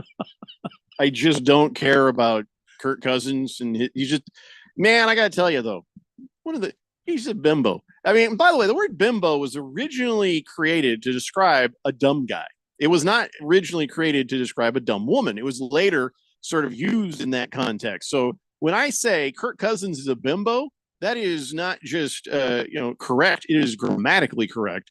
And I've used the word proper. And he is not bright. That is not a bright man. He's a pretty good football player, but he's not a bright man. He just, the lights are dim, and maybe there's somebody home. They're probably not home. For him not to be bright, he sure is a rich man. That's just one of these things where people sort of stumble into and luck into their life sometimes. You know what I mean? It's that he's a solid starting quarterback in a league where solid starting quarterbacks are pretty hard to get. If you have a guy that's about as good as Kirk Cousins, that guy plays with a team forever. And and he's a nice guy. People like him. Yeah, he's a good locker room dude. His teammates always enjoy him. So, just don't think you're going to find yourself in a very deep conversation with him. And by deep, I mean even understanding who won The Bachelor. Yeah, he's just not very smart. Is what I'm trying to tell you. Lost Toby says, so Falcons passed on paying 26-year-old Lamar Jackson $200 million over 4 years so they could pay 36-year-old Achilles tear Kirk Cousins $180 million instead. How does he keep getting away with it? Also, Bimbo is a bread company from Mexico. I know that the Lamar Jackson thing is like a nice headline to say, look at all these teams that said no to Lamar Jackson. The Ravens were never letting him leave. They were daring his agent who is his mom, to test the market, basically, and they were going to match whatever it was. Everybody saw that as a colossal waste of time, and so nobody offered the money, right? Because you're going to pay more for Lamar Jackson than you'd like to pay, or you extend the offer and then it gets matched and then you end up with no quarterback anyway. So nobody did it. Context is important. Yeah, where Kirk Cousins is a true, genuine free agent. Lamar had it was the non-exclusive franchise tag. So the Ravens could have matched whatever you offered him. Baby Got Dak says Austin Eckler to the Commandos. Sorry, Keon. Why? I like Austin Eckler, and Brian Robinson is still there. So if Austin Eckler has one of the 5 or 6 weeks that he's not playing, he's still got a running back. I don't understand what the problem is. Average Joe says every single NFL quarterback should hire Kirk Cousins' agent. Atlanta passed on Lamar and decided Cousins was a smart money move. Well, we just covered that, but you're right about the agent thing. They still paid Kirk an awful lot of money. So Oaktown Destroyer says, well, Jeffrey, we got the porn stash on the Raiders. Oh boy. Right. Yeah, Gardner Minshew. We'll get to that in a minute. Stockton Slap says those record size underwear belong to your mother. See, that's the thing, Stockton Slap. You got to say your mom. I don't know why. When you say mother, it sounds... It's very formal. Yeah. It doesn't sound like an insult. It just... Your mom would be better. Mm-hmm. Like you were trying not to offend your mama or yo mama, or even Joe Mama. But your mother? Yeah, Joe Mama's a good one. When you say those record size underwear belong to your mother, sounds like it was coming from your father. Saying those record size underwear, they came from your mother. Okay, Dad. A little TMI, but all right. Can you get out of my room, please? Kind of awkward. Fifth letter says 2-year deal. Okay. All right. Oh, for Austin Eckler. All right. Half You Left, he says Kirk was never gonna go to the Broncos. Is that what people were talking about? I actually never heard that. I heard him connected to a few places. I actually hadn't heard him connected to Denver. Says he's a Coles man through and through. Moist One says, well, your mother shows respect. Well, your mother did last night. The only way you could get away with calling somebody's mom mother and still mean it as an insult is if you were Sean Connery. Outside of that, I don't know who else could do it. Mother.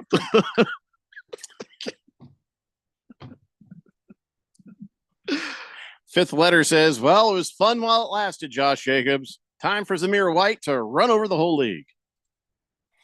We'll get to that in a minute. But before we move on, I have a couple more things I got to talk to you about. Now, here's a real world record that did get broken. This is pretty cool. You know how the Summer Olympics are coming up in July? Did you know tug of war used to be an official sport in the Olympics? I did not know that. From 1900 to 1920, the U.S. won a gold and a silver. I think they should bring it back. And but here's the thing: 100 people in England just broke a world record by competing in a tug of war match that stretched over a quarter of a mile.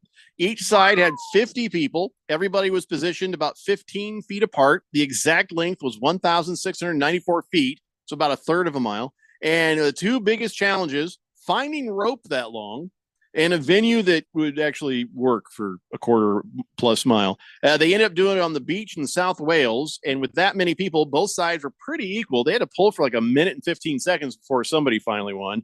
But that's pretty cool. That's a fun. Why don't we still do tug of war? That was always fun in school too. I don't know why we haven't continued the tug of war.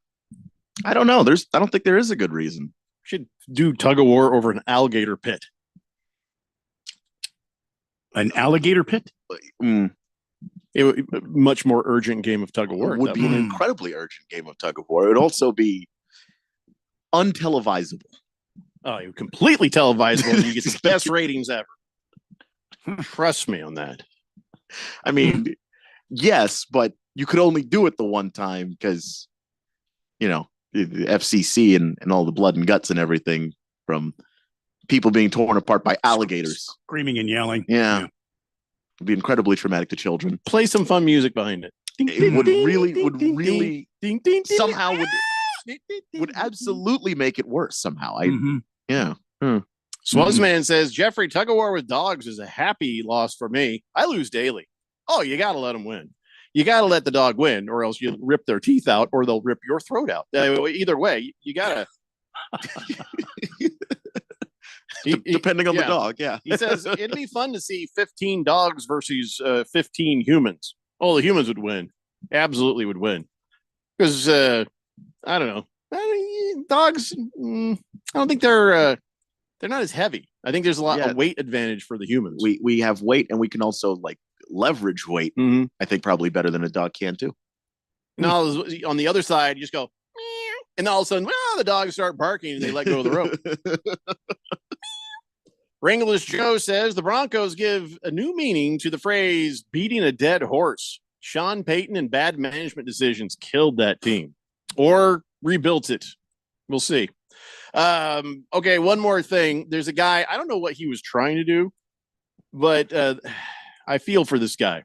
And we talk about doing crazy stunts, having fun. Well, so I guess there was a guy, and he was once a week, the Royal Navy Lifeboat Institution, like the Coast Guard for them, had to pull him out of the English Channel. They had to pull him out of the water because he kept trying to row a bathtub to Scotland. He would get from southwest England. He'd get in a bathtub and he'd get out there. He'd always have a dog with him, and he'd start They get about a half mile out to sea. Then all of a sudden it'd start taking on water, and so they have to come rescue him once a week. But he kept doing it, and then they bring him and his bathtub back to shore, and they tell, don't do that. And so then after so many different times, the Coast Guard there's I think the only way we can solve this issue is smashing your bathtub right here. And then in the middle of the night, they just destroyed his bathtub. Heartbroken, he never tried it again. Mostly because now he didn't have a bathtub. Didn't have a bathtub. So he lived, but his dream died. I feel for that guy. I mean, I think I probably would have put a little rubber stopper in the hole to not sink. In the drain? Yeah. But I mean, I personally would have tried any form of water-based vehicle beyond a bathtub. Well, but he had a bathtub. I understand that, but I mean, you could go buy a kayak. The point of this, you could go buy a canoe. But he wanted to do it in a bathtub, Keon. You make the bathtub seaworthy. You don't give up on your dream. But the Coast Guard destroyed his dream. Give up on your dream. You just modify it a little bit. You could still modify the bathtub, but you don't just destroy you the can bathtub. Still row your way to Scotland. The Royal Coast Guard in an actual boat. Just bag of dick.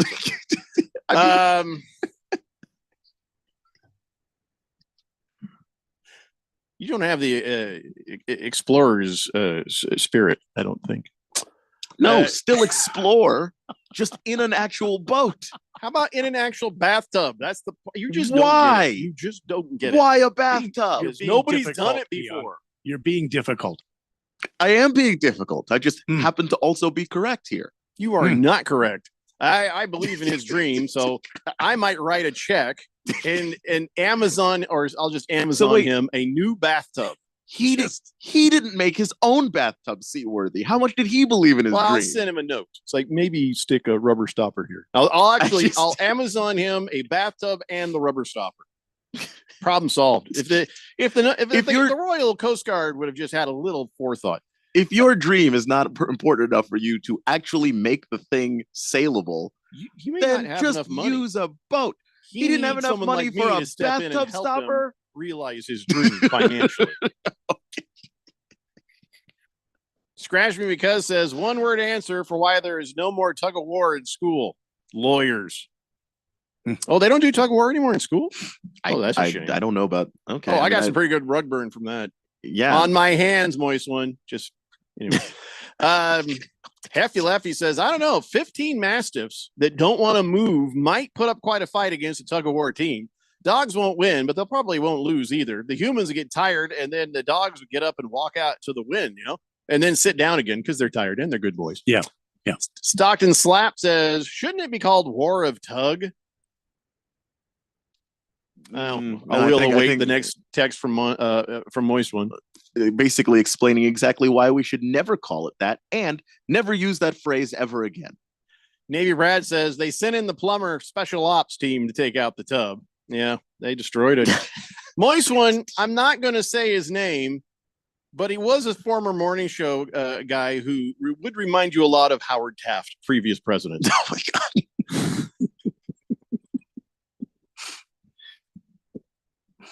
I'm not saying it. Mm-hmm. Swozman says, how about tug of war wearing NCAA team gear for the brackets? And then you base your prediction on that challenge. I think UConn versus North Carolina in Glendale. You have a lot going on there, and we can't follow you where you're going. Because we got Selection Sunday that does that. Selection Sunday, by the way, will be heard here on 1580 The Fanatic on what day is it on? Sunday. Thank you. On Sunday at 3 p.m. So we don't need dogs doing that. We've got the broadcast. All right, let's take a break. And when we come back, let's talk nothing but NFL free agency. It's the Daily Blender here on 1580 The Fanatic. Febreze. Fabric Talk. Hey, it's me, your couch. Today's my favorite day of the week. Febreze Fabric Spray Day. The occasional deep cleans are nice, but in between, I'm needing a refresh. Ooh, here she comes with the Febreze Fabric Spray. Oh yeah, spritz them armrests. Don't be shy. Nothing like a good spray down to get me smelling so fresh and clean. Don't forget my back. Nice. Febreze Fabric Spray. It's just that easy. Now we can both breathe happy. Febreze. La la la la la. Hey, Jeffrey O'Brien here. And listen, Phoenix has had over 53 days of 110 degree plus this summer. This last July alone, we had 30 consecutive days of 110 plus. And this summer heat might just be the new normal for summers here in Arizona. What you need to do is call Harmon Solar today. Harmon Solar could save you over 80% off your electric bills. They're a locally owned, family-owned company. Call Harmon Solar for a free estimate. 800-281-3189. That's 800-281-3189 or go to harmonsolar.com. Hi, I'm Ralph Romano. And I'm Neil Lynch. We've been friends for over 30 years. And Wait. It's been over 30 years? Yep, you are that old. Well, at least you have one friend. Anyway, we have a show called The Weekend Warriors, Saturdays at 10 a.m. We'll discuss national and local sports, and we'll talk about some sports that you don't hear about much. We'll also interview local athletes, coaches, and sports-related business owners to share their stories with you. We look forward to sharing these great stories and hanging out with you. It's The Weekend Warriors every Saturday at 10 a.m. right here on 1580 The Fanatic.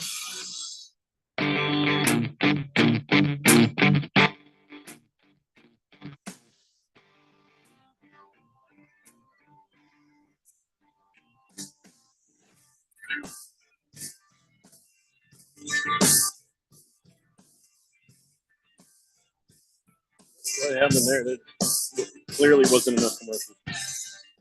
I just sat down for like seriously.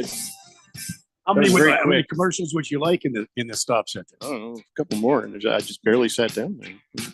All right, so we're back. It's the Daily Blender here on 1580 The Fanatic, and talking about free agency is brought to you by BetUS Sportsbook and Casino. It's a mad offer for March Mania basketball. 125% sign-up bonus for your first 3 deposits, plus 10% gambler's insurance. I didn't even know you could do that. Go to betus.com and check it out. They got some great deals there. It's BetUS. That is where the game begins. Let's talk about free agency. Whatever they call it, the tampering, legal tampering period. Yeah, well, that's today, and it's gone crazy. So let me just talk about the Cardinals real fast. We'll go through everybody who has signed the dotted line with the Arizona Cardinals. Good news. Your colon is fine. Your colon is good, Randy. Colon is good. Tristan Colon. Is that how you say his name, by the way? Or is it Cologne? I'm not sure. I am also not sure. I don't want to offend anybody, so I'm going to say Cologne.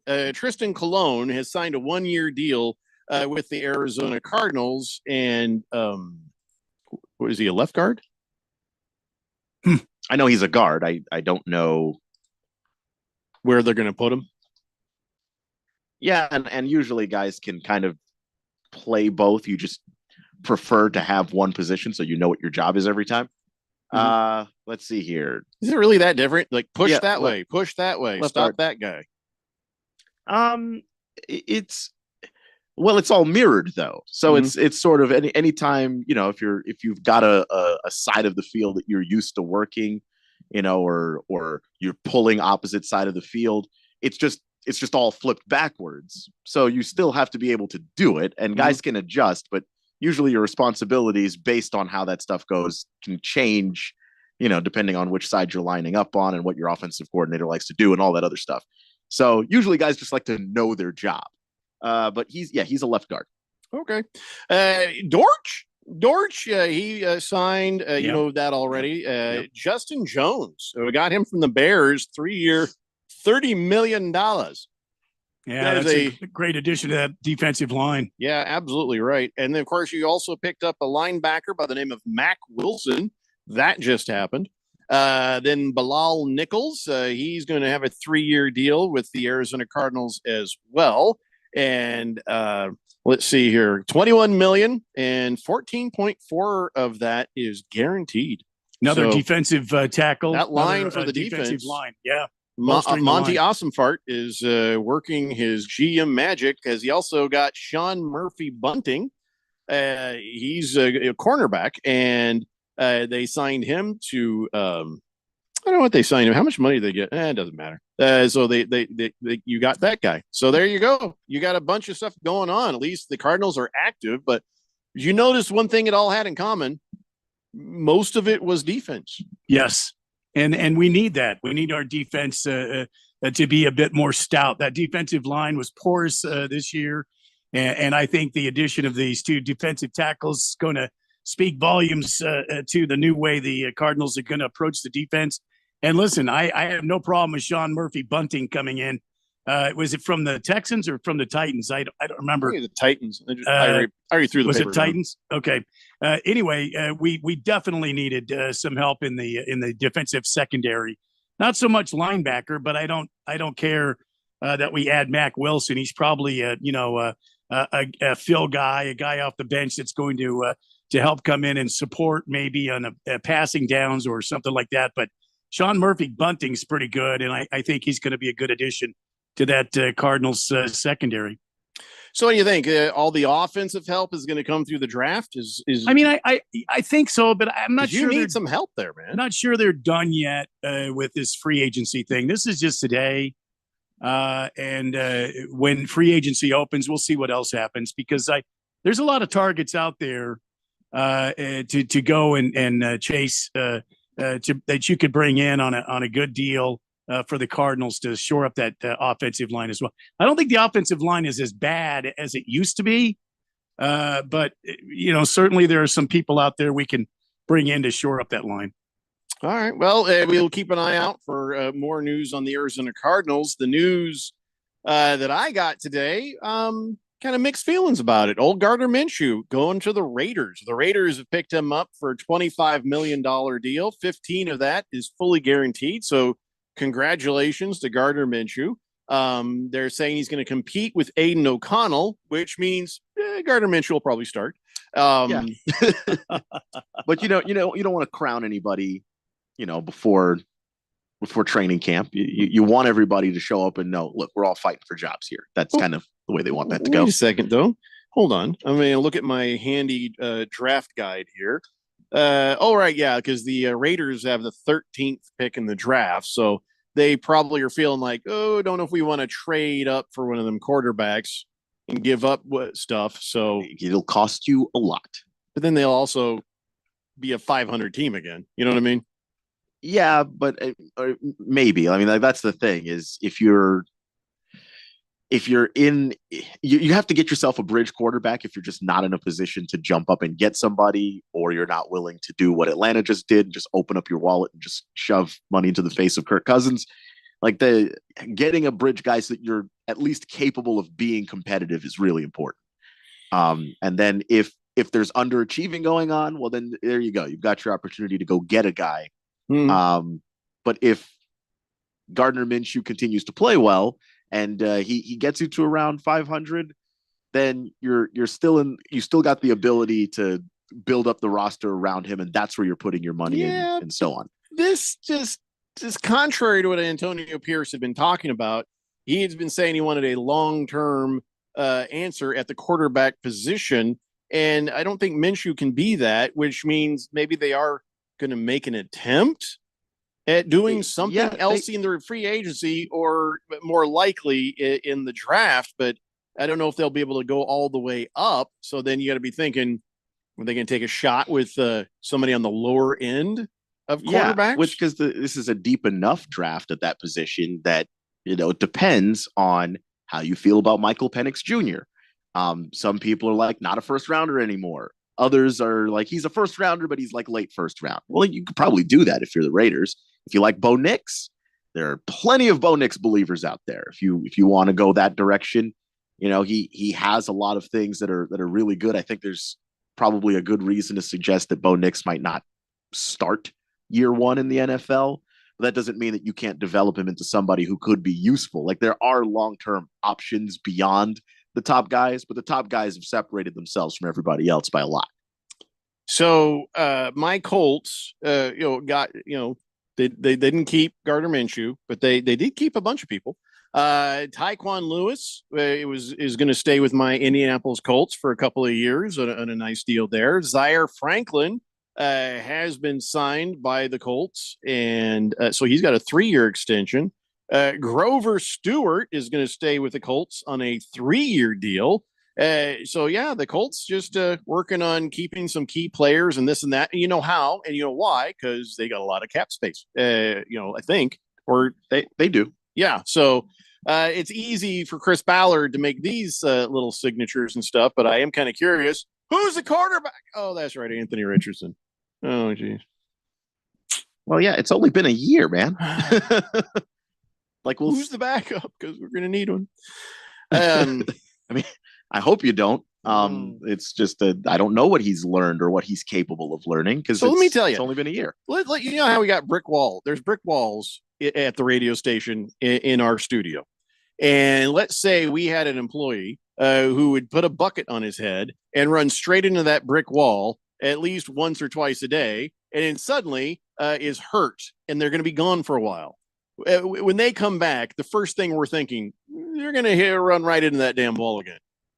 I don't think they learned after the first 3 times that they got knocked out, and then we had to send them to the hospital. What I'm saying? I don't believe Anthony Richardson is going to change. He's going to try to Superman, and he's going to end up hurt again. I have no idea. He's somebody who hasn't played a ton of football. So, like, obviously, when you're just getting in the NFL and the game is really fast to you, and the thing that's been the most reliable weapon in your arsenal of tools has been your ability to run, like, that's what you're going to try to use. And so, like, I don't know that, the game's going to continue to be that fast for him. I don't know that he's going to feel that out of sorts. And as to whether or not that means that he will finally learn something from that or not is something you can tell. Some guys never learn, but some guys do. And I don't want to, Randy White is that employee, just so you know who that is. Yeah. You said you weren't going to say anything. I didn't say anything. I mean, that was just something, wasn't it? I didn't say anything. You're ringing in your ears. You didn't I can't hear you over the ringing in my ears. Swazman says the Bears signed Swift from Philly. Do you guys think the NFL will eventually be like the transfer portal in college, 1-year contracts for everybody? No. For some people, yeah. For some, and you'll find that running backs are going to do this a lot. And I don't know how much that's like teams. I don't know how much that's players wanting 1-year deals, because I can't think of a single player that wants a short-term deal where you're putting yourself at the risk of injury without that long-term guaranteed money. This seems more like teams want to give 1-year deals so they don't have to commit to anybody, and running backs in particular, because that's a position that is prone to having, a sharp fall off in stats. You could just be out of that deal because you made it short in the first place. Pineapple Express is on the text line. Before I read his text, I noticed his text from last Friday. Keon with the dark statement of the entire show. Aren't we all dying, really? What the hell happened when I was gone? I don't remember. I remember saying that. I can't remember the context that I said it in. It was a joke. And it's a fact. It's life. Man, you keep that up, they're not going to let me take days off. I don't remember what the context was. It made me chuckle, and then we moved on. I don't remember. Lost Toby says Mike Pence calls his wife mother. Yeah, so did Ronald Reagan. Yeah. Ringless Joe People says, of a certain age, you know. The Panthers could be a great under the radar pick to win their division this season. Bryce Young wasn't bad. He just needed better support for his wide receivers to get more separation. He needed a lot of help. I think the new offense should probably help him a lot, but I'm not going to sit here and say that the Panthers have a realistic chance of winning the NFC South. They don't. No. The Texans are still the best team in that division as of this moment. The Colts are sorry, that's the AFC South. The Buccaneers are still the best team in that division, and the Falcons just got a whole lot better. So, you know. Moist one, I didn't say twisted colon. I just forget it. Pierre says, Bonjour, Keon, Randy, and Jeffrey. I hope you had a good weekend. It was a tough weekend for my Montreal Canadiens. I lost a game 3-2 to the Toronto Maple Leaf Bastards. Any news on the free agency from the Montreal Alouettes? Yeah, Pierre, stay tuned. We're going to get to that. Hang in there. We're never going to get to that. Kyle G says, hey, guys, just got out of work and saw a hilarious joke notification. The Packers released Aaron Jones. Oh, my God. That is a funny joke. We're all laughing because it's not true, right? Right? Guys, Randy, I need a drink. I better give you a double, man. Yeah, that did happen. We'll get to that in a minute. First, I want to talk about the Commandos. Commandos have Austin Eckler on their roster now. Well, what other running backs do you have? They've got Brian Robinson and Chris Rodriguez was a free agent guy that actually showed out pretty well. So yeah. So you guys have a mediocre running back room now. Congratulations. It's a decent room. Yeah. Tyler Biadass has agreed to a 3-year deal with your Commandos. Thank God. Do you feel like you're okay with him coming from Dallas? Because you hate Dallas. Now, don't you kind of still hate Tyler Biadass? No. The minute he walked out of there, the moment he got that ugly ass star off the side of his head, yeah, he became a good guy to me. Yeah, all right. Well. I like Tyler Biadass, and I'm pretty sure that the Commanders are going to do some more rating of the Dallas Cowboys because Dan Quinn was their defensive coordinator, and those are players he knows. Also, you got a linebacker, Frankie Loveyou. Don't know where he's from. I just saw Love You. I don't know if that's exactly Frankie how you pronounce it. You. But yeah, they need linebacker help, so that's gonna also help a lot. And he love you. I'm pretty sure that that's not what he would say, but that's fine. What, you're telling me his last name is Luvu? Seems more likely. Lavu? I don't know how it's pronounced though. It's love you. Love you. Frankie, love you. All right. Listen. He got into fights in school, I'm sure. Oh, yeah. When we get back, we've got the biggest signings of the day to talk about. You notice that with the Cardinals and the Colts and the Commandos, yawn. Those are good signings. They were good. Yeah. They were good, but not exciting. I don't want any more exciting if it doesn't come with wins. That's what I think personally for the team that I've rooted for. I've gotten exciting my whole life in the offseason. It has not resulted in actual victories on a field. So I'm okay. Spoiler alert, the most exciting one of the day, Russell Wilson to the Steelers, their Super Bowl odds have not changed. Which is odd to me. It's not odd. It is. It's Russell not. Wilson, even right now, even the way we saw him play last year, is better than Mason Rudolph. But their Super Bowl odds for the entire team have not changed. And I think it's correct. I think he makes them more likely to make the playoffs. So your odds should increase just on that. Didn't you say the same thing about Denver? We all did. It's the Daily Blender here on 1580, The Fanatic. Wesley Financial Group is not a law firm. Are you a victim of the timeshare trap and think there's no way out? I'm Chuck McDowell, founder of Wesley Financial Group, the original timeshare cancellation expert. And I'm here to tell you that there is a way out. We've helped over 30,000 families out of financial hardship by getting them out of bad timeshares. If your timeshare agreement goes on forever, if you were told timeshares are a great investment, or your maintenance fees will never go up, you have questions, we have the answers. At Wesley Financial Group, we're dedicated to helping timeshare owners get out of their financial nightmare. All you need to do is give my office a call. I will send you a timeshare exit information kit absolutely free, explaining how the timeshare industry works and your options for cancellation. Call now for your free timeshare exit information kit. Call 800-761-0000. That's 800-761-0000. 800-761-0000. When it comes to covering the high school sports scene in Arizona, AZ Preps 365 has all the answers. Every Saturday morning from 8 until 10, they break down games, interview the newsmakers, talk with coaches from around the state, and stay up to date with what's happening with prep athletes and breaking news from the Arizona prep scene. It's AZ Preps 365, 8 till 10 Saturday mornings on 1580 and 99.3 The Fanatic, and always on at 1580thefanatic.com. If you love to travel, Capital One has a rewards credit card that's perfect for you. With Venture X, earn unlimited double miles on everything you buy and turn everyday purchases into extraordinary trips.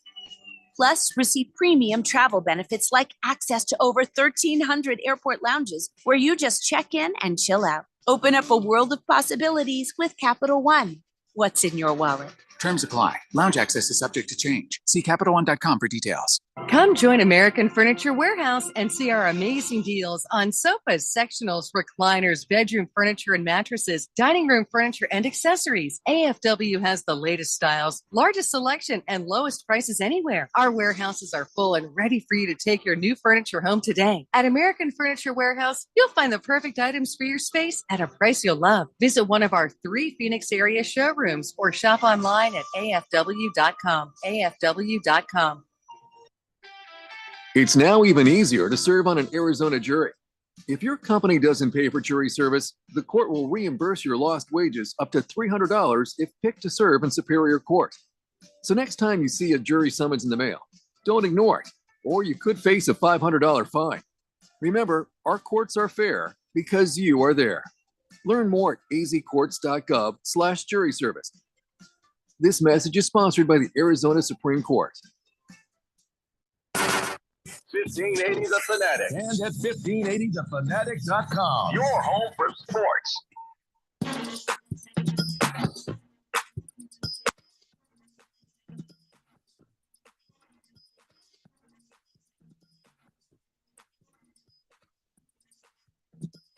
Danny Blender here on 1580 The Fanatic. So let's talk about the big signings, the big movements, all the big players. This was a really a frantic moment and almost a heartbreaking moment for the Denver Broncos. Will Lutz had agreed to a deal with the Jaguars, and for some reason he changed his mind and he has backed out of his deal, a 3-year deal, and he's decided, I'm staying with Sean Payton, quote, because Kevin James just cracks me up. So there you go. That's probably the biggest free agency move I've seen so far is kicker Will Lutz staying. Why would you stay with the Broncos? The Jaguars need kickers more. I mean, it's a matter of science, Jeffrey. If you're a kicker, the air is heavier there in Jacksonville, and it's much lighter, at altitude in Denver, and so therefore, his kicking stats will go up, and he could probably make even more money in his next attempt at a deal, and because his all his stats will be padded with that Denver mile-high air. Pierre says, Randy, I have to say you're right about Russell Wilson leaving for the Pittsburgh. Is it a shocking decision? I hope you can breathe his polluted air filled with the stink of steel. I'm blowing smoke in Pittsburgh's face. I didn't know he was that invested in NFL. Yeah. But it's true. Thanks, Pierre. Thanks. Russell Wilson. So what did he used to say when he was with the Seahawks? Let's fly. And That's then right. he went to Go Hawks. Go Hawks. Then he went to the Broncos. Let's ride. That's right. And now he's with the Steelers. Let's smelt. I don't know what. Let's rivet. Let's build something. Melt things. Skyscraper. What cringy ass thing is Russell Wilson is saying now that he is with the Pittsburgh Steelers? And I wonder, does Mike Tomlin have a TV? Yeah. He also has front row seats to his own team. Like, there's you'll never convince me that Russell Wilson, even now, is worse than the quarterbacks that are on that roster. Wait, but they had Mason Rudolph, Keon. Oh, they had Kenny Pickett, Keon. Kenny Pickett. You mean two gloves, Pickett? You mean two gloves? You mean Kenny Pickett? All the downside of Josh Allen with none of the upside of Josh Allen? Because that's Kenny Pickett. Guy. That's the guy. Okay. His real name is Kenny Smith, but they call him Kenny Pickett because he gets picked off more than he completes. Mm-hmm. No, that checks out. That's true. The development of Kenny Pickett not going well. And then they had Mitchell Trubisky, who they let walk in free agency, I think wisely. So they didn't have options. Look, this is a no-brainer for the Steelers, in my opinion. You get a guy that's a 9-time Pro Bowler. He's almost free. He's got a Super Bowl winning background, and he's taking the league minimum. What is it, $1.5 million? Because Denver's paying his $32 million salary. And you've 1.21 million. You've got 26 million cap space, so why not? You've got the ability to at least get some other things around him. You're below the league average in cap space, just below it, but now you've got an ability to kind of get some weapons around Russ because you're not paying Russ everything. Let's smelt. The Broncos are. Let's smelt. Steelers country. Let's smelt. I love it. The only thing I could think of.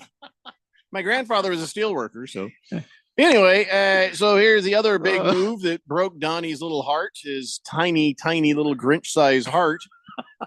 Kirk Cousins gets $45 million a year on a 4-year deal with the Falcons. Dear God, that's a lot of money for Kirk Cousins. Wow. So much money. $180 million deal, $50 million signing bonus, $100 million guaranteed. I mean, I know this guy's a professional quarterback, but he's how old? And he's coming off a what injury? You see what I'm saying? It's not like this guy's going in the Hall of Fame. I mean, good night. What does he have that he gets paying these exorbitant contracts? I just don't get it. He is a competent starting NFL quarterback. Competent, but that's like saying Dak Prescott is he's pretty elite okay quarterback. I mean, he's the same level, in my opinion, as Dak Prescott. That's a good comparison. The thing is, they were both on MVP paces at some point in the season, so it's not. But could not just get over that hump. You know what I mean? But then Kirk tore his Achilles, so we'll never know whether or not he could have done it. He had enough years. He's 36.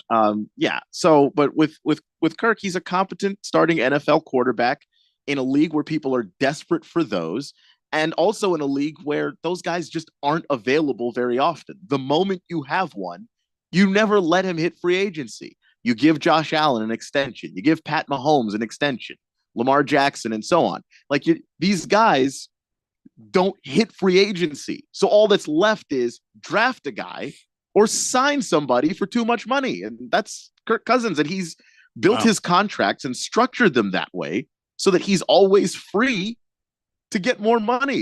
You know, it's so there he is. He's gone from Minnesota.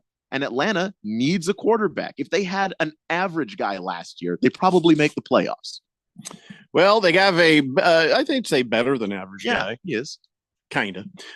In Kirk Cousins. Okay, so Ringless Joe says Kirk Cousins will be, he'll be good to the Falcons, as Aaron Rodgers was good to the Jets. Well, I see what you're trying to say there. It's a fair cop. Pineapple Express says, has anyone heard from Donnie today? I feel like he might be a little depressed after Kirk Cousins left for Atlanta. We did hear from him and we did enjoy his tears. We shared them equally amongst ourselves. So Baker Mayfield, wow, $115 million deal for 3 years, $50 million guaranteed for Baker Mayfield. The Bucks have just decided that, you know what, we like the cut of his jib, and so we're going to keep him around. And you know, fair enough. I mean, he that team was all right with him, but I don't think they're ever going to be like winning much, like playoffs. Baker Mayfield is not going to take the Buccaneers back to that promised land. I mean, he might take them back to the playoffs, but I just don't see. I don't see any kind of a deep run with Baker Mayfield. I mean, you can. It just depends on, you know, what the rest of the team is like, and you putting together a defense that can support him, get the ball back in the event of any mistakes, and weapons that he can throw the ball to. He's a very aggressive passer of the football. So if you're, you know, the kind of team that really likes to push the ball downfield and go deep and stress defenses, like Baker Mayfield can do that stuff for you. He's not going to be the most important part of your team, but you can build a team that can win a Super Bowl around him, I think. I mean, look, he didn't hurt the Bucks last year. And he did it. I thought he did a wonderful job coming in first year with the Bucks, learning the system, and he didn't throw the ball away. He was pretty good taking care of the football and moving the team down the field. They're going to have to make some changes with like Jeffrey said, with the defense. They're going to have to upgrade the running game. They got Mike Evans back. I mean, I think there's a lot of potential here. And Baker Mayfield, as much as we joke about him, the guy, again, he's another one of those Keon's adequate quarterbacks. You know, the guy doesn't hurt you. He comes in and he helps the team move along, and he's got a lot of passion to play football still. So why not? And the $100 million is spread over 3 years, and it's probably a good chunk of that is probably not guaranteed. So he's not costing you a ton either. So you know what Trevor Lawrence got today? What job security? There's always been jokes that if one guy is president, that you just pick yourself a really bad vice president so nobody tries to assassinate you. Right. Well, the Jaguars helped Trevor Lawrence realize that dream when they traded for Mac Jones. Mac Jones actually got traded to the... What the hell are you doing, Jaguars? The Patriots have traded with the Jaguars. They get a 6th round pick in exchange for Mac Jones. Sixth round pick. Yeah. That's for Mac first Jones. Rounder. Yeah. Yeah. Look, that's still too much for Mac Jones. If you're, I don't know that is necessarily. He is a guy that is, I think, can competently play quarterback in the NFL. Half a box of Wetzel's pretzels for Mac Jones, and you'd see like, wow, that's a lot. That is a lot for Mac Jones. No, man. Look, he's horrible. Trevor Lawrence isn't in danger, but why was he horrible? When did he start to be horrible? Well, he's an a-hole to start with. Okay, but that's got nothing to do with it. He was an a-hole at Alabama, won a championship there. So when did he get horrible? Was it when when a special teams coordinator and a defensive coordinator was his offensive coordinator for a season? That don't account for everything, man. Well, the season before that was a good season. So what doesn't that account for? They don't account for everything. You'll see. Okay. Mac Jones didn't just get broken by Bill Belichick. I do believe that is a big factor of it. He was already an a-hole who was not able to get past his own ego. He burnt that locker room. He burnt that entire staff. And they couldn't wait to get rid of every single person in the locker room. Every single person who worked in the offices couldn't wait for Mac Jones to get the hell out of Foxborough. And nothing is more humbling than being traded for a 6th round pick that nobody even knows who the guy is yet. And you're now a backup. That's essentially what both teams are saying in trading for you in this fashion is you're not a starter in this league. So nothing's more humbling than that. We'll see how he takes it and if he's able to grow from it. Well, but Mac Jones didn't stop being good at football. The only thing he can do now is grow his hair, because they try to grow your hair like Trevor Lawrence. Well, I mean, I don't. That way they accidentally put you in. I don't know if all that's you've got. necessarily going to work either. It's worth a try. But look, Who's the coach for Jacksonville? it's Doug Peterson. Doug Peterson, and he's an offensive coach, right? Yeah. I mean, he's the guy that took The Philly Carson special. Wentz and Nick More surprisingly, Nick Foles. Nick Foles, And he went up and against won- Tom Brady and won a Super Bowl with So Nick I- Foles. Look, if I'm Mac Jones, I'm like, thank God I'm out of New England. I'm going to a place where His they actually ego- have an offensive coordinator and an Yep. offensive-minded coach. His ego is probably telling himself that. Yeah, Brunswick guy says, my ears are hurting again in my AirPods. Why is Keon yelling about Mac Jones? Mac Jones is a very divisive conversation. Well, no, it's just the idea that Mac Jones just sucks and there's no explanation why. To me, I don't know. I don't need an explanation. I personally do. I like people don't just stink for no reason. Remember the Like old there's joke in something Search there. of with Leonard Nimoy? They'd sit there and do like a whole half hour of grainy footage and still not figure out Mac Jones. And we're like, he sucks so bad. The guy got ruined by a bad coaching staff, and his own ego made it worse. One more hour left. It's the Daily Blender here on 1580 The Fanatic. Hi, I'm Henry Winkler. My eyes are very important to me. My eyes connect me with everything I love. I loved my late father-in-law dearly. He always lit up a room, but his vision dimmed with age. He had age-related macular degeneration, or AMD. And since partnering with Apellis, I've learned there's an advanced form of dry AMD called geographic atrophy, or GA. His struggle with vision loss made me want to help others know about GA's warning signs. For some, colors appear dull or washed out. For others, hazy or blurred vision make it hard to see details, like fine print on price tags. Many have trouble seeing in the dark, making driving at night difficult. GA gets worse over time and cannot be reversed. If you think you have GA, don't wait. Treatments are available. Ask a retina specialist about FDA-approved treatments for GA and go to gawon'twait.com. So what did the doctor say? He said I might need surgery. Wow, it's that serious. Well, we won't know for sure until I talk with a surgeon, but I'm lost. This is all new to me. The decision to have surgery isn't easy, but neither is living with pain. There is an alternative to surgery. At the Naturopathic Physicians Group in Scottsdale, our doctors are experts in full spectrum care using a natural approach and can restore pain-free joint function so you can avoid surgery. Patients come in for a variety of issues, including joint pain, chronic conditions, and issues specific to men's and women's health. We also help restore balance in immune, digestive, and hormone systems, which often improves both immediate physical symptoms and also improves cognition and emotional stability. So when traditional medicine suggests you need surgery, how about taking another approach? Call Naturopathic Physicians Group at 480-451-6161. That's 480-451-6161. Or go to naturopathicgroup.com.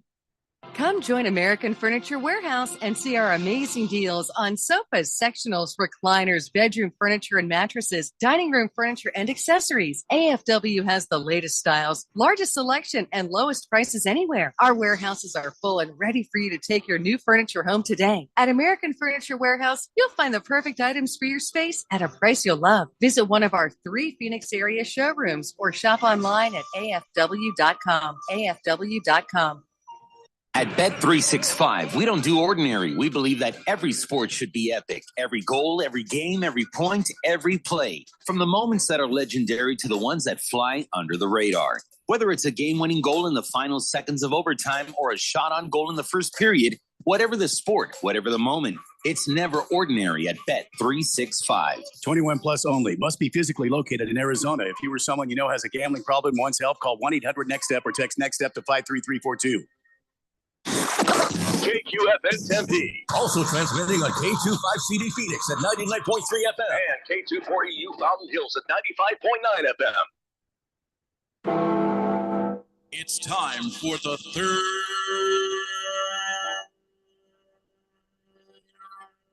hour. Quiet, people, settle down because it's time. For what? Showtime. When does it start? Right now. 3, 2, What? Let's get on with the show. Let's do it.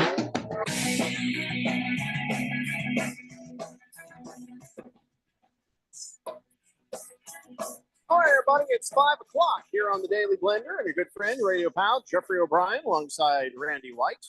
Got Keon Rose in the control room, and you guys are on the Fanatic text line, 888-368-1580. We broadcast live from the Harmon Solar Studios in Scottsdale, keeping an eye on all the free agent moves and stuff and re-signs and extensions and this and that. And I think it's gotten quiet. It's finally started to quiet down a little bit. Yeah, I don't know if there's, although this is a weird story that came out of nowhere. Dak Prescott is suing over a $100 million extortion plot.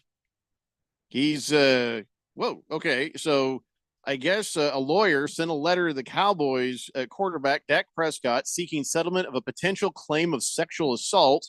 So today he turned the tables and he's suing the alleged victim and her lawyers for extortion. Wow. Okay. Just have to see how that goes.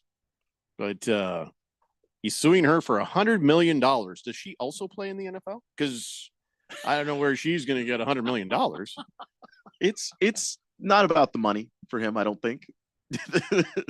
I think about him, it's sending the message of, I didn't do anything. You know I didn't do anything.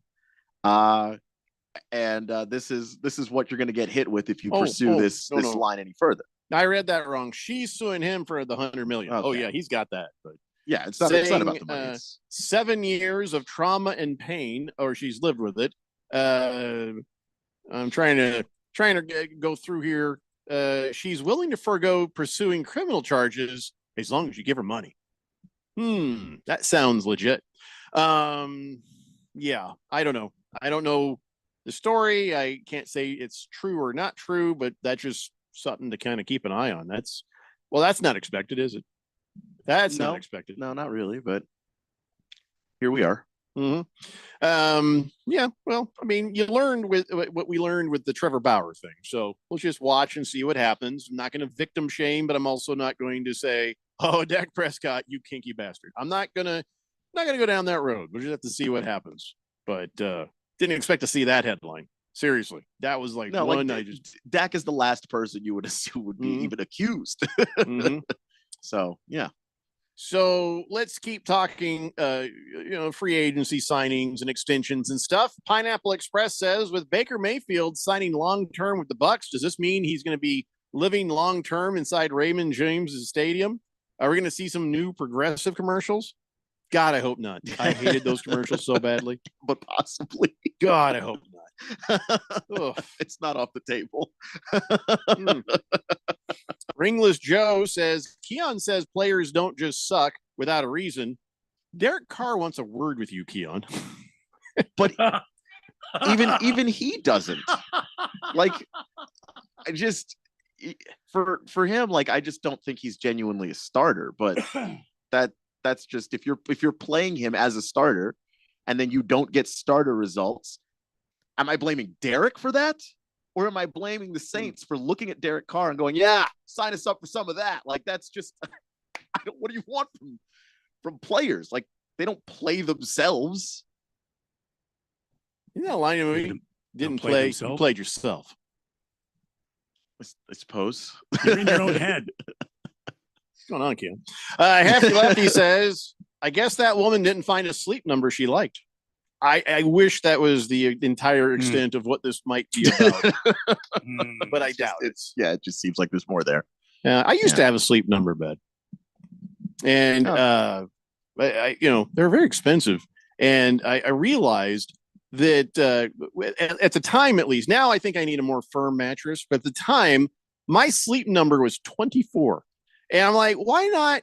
That's exactly how every inflatable mattress ends up by the end of the night. I just paid a ridiculous amount of money for a sleep number bed when I could have bought $100 inflatable mattress that would be perfect. You know what I'm saying? It was wasted. It was wasted on me. It was wasted. Now I kind of, I don't know, think I should have a sleep number bed. Yeah, I'm getting older. I'm like, how about one of them Craftmatic adjustables? I'll do the thing there. Yeah. Rough Rob says, is there a rule Is there a rule in the draft that says you can't use multiple first-round picks on all quarterbacks to piss off all the other teams?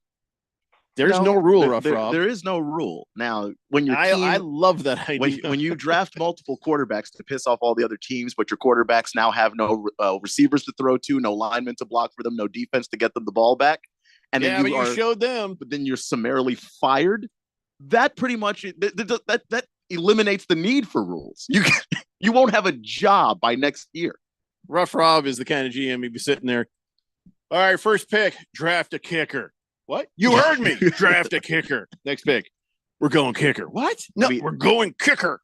I love you're committed to the bit, but you're definitely getting fired. And it depends on what owner you have, because they could be temperamental. If you have David Tepper as the owner of the team you're working for, you might not make it out of the draft. Yeah, you'll be fired on draft night. Like before the round is over. Rough Rob says, though, hey, first round picks on all the quarterbacks called leverage. Oh, you think you're going to trade? You're going to trade these draft picks for something later, Rough Rob? You're going to hang on to all these quarterbacks, but what if teams just call your bluff? Like what if a team just decides, you know what? We're offering what we're offering, and you can take it or leave it, and you're stuck with a position group, 4 guys in one position group that can't all play at the same time. Then what are you going to do? You're going up to a first round draft pick quarterback saying, we're going to need you to do the punt return. We have nobody else.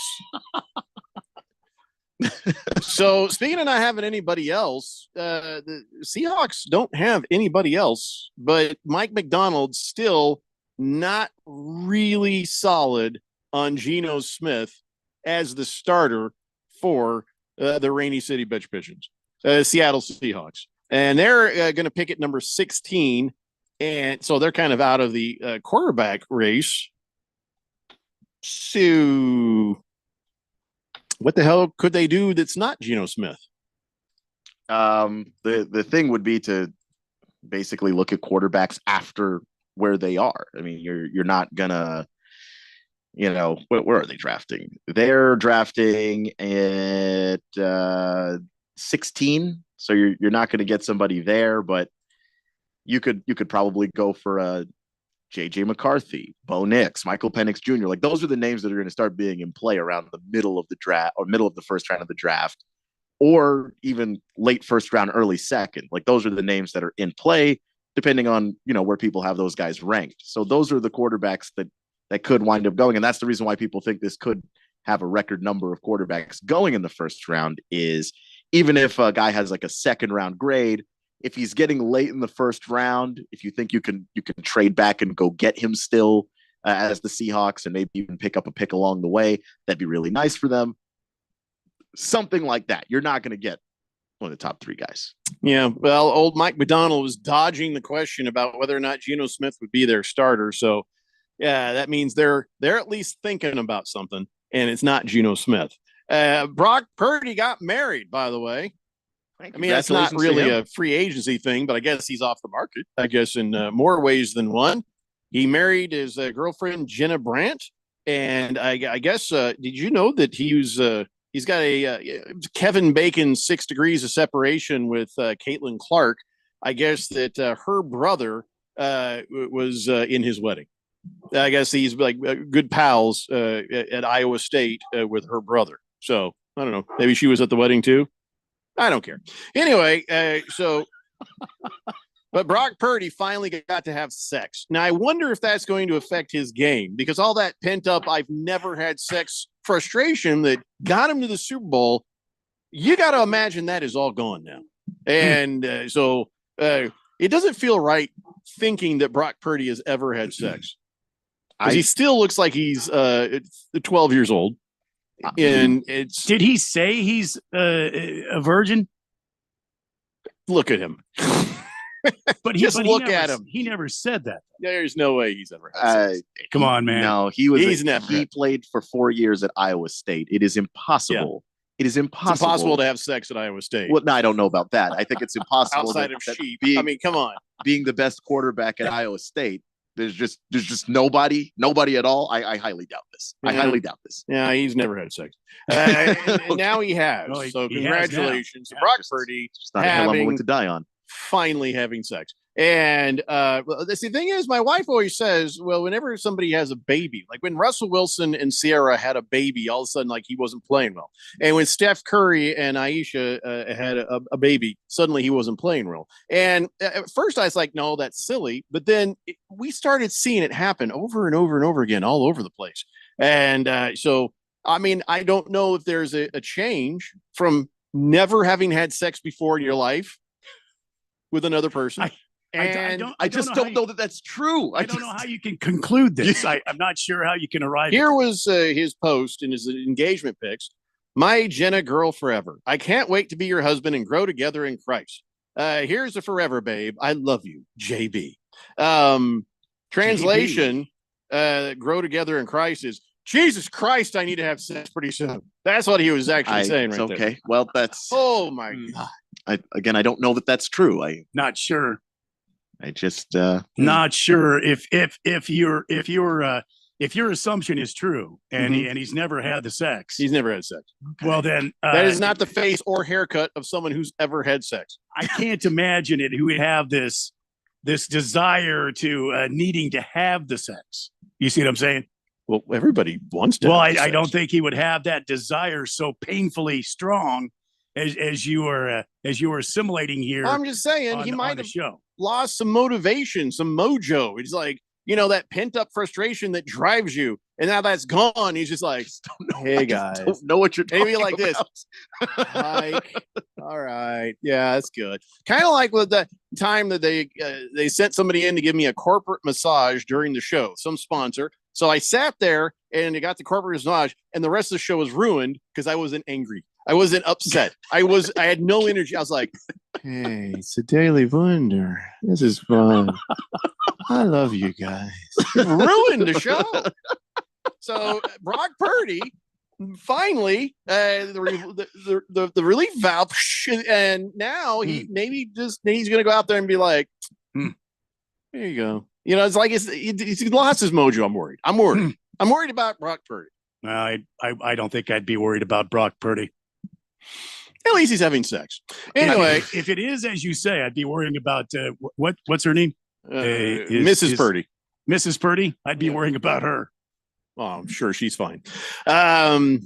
Randy's Chuckle says when Old Man Rivers had a baby, he played even better because he didn't want to go home.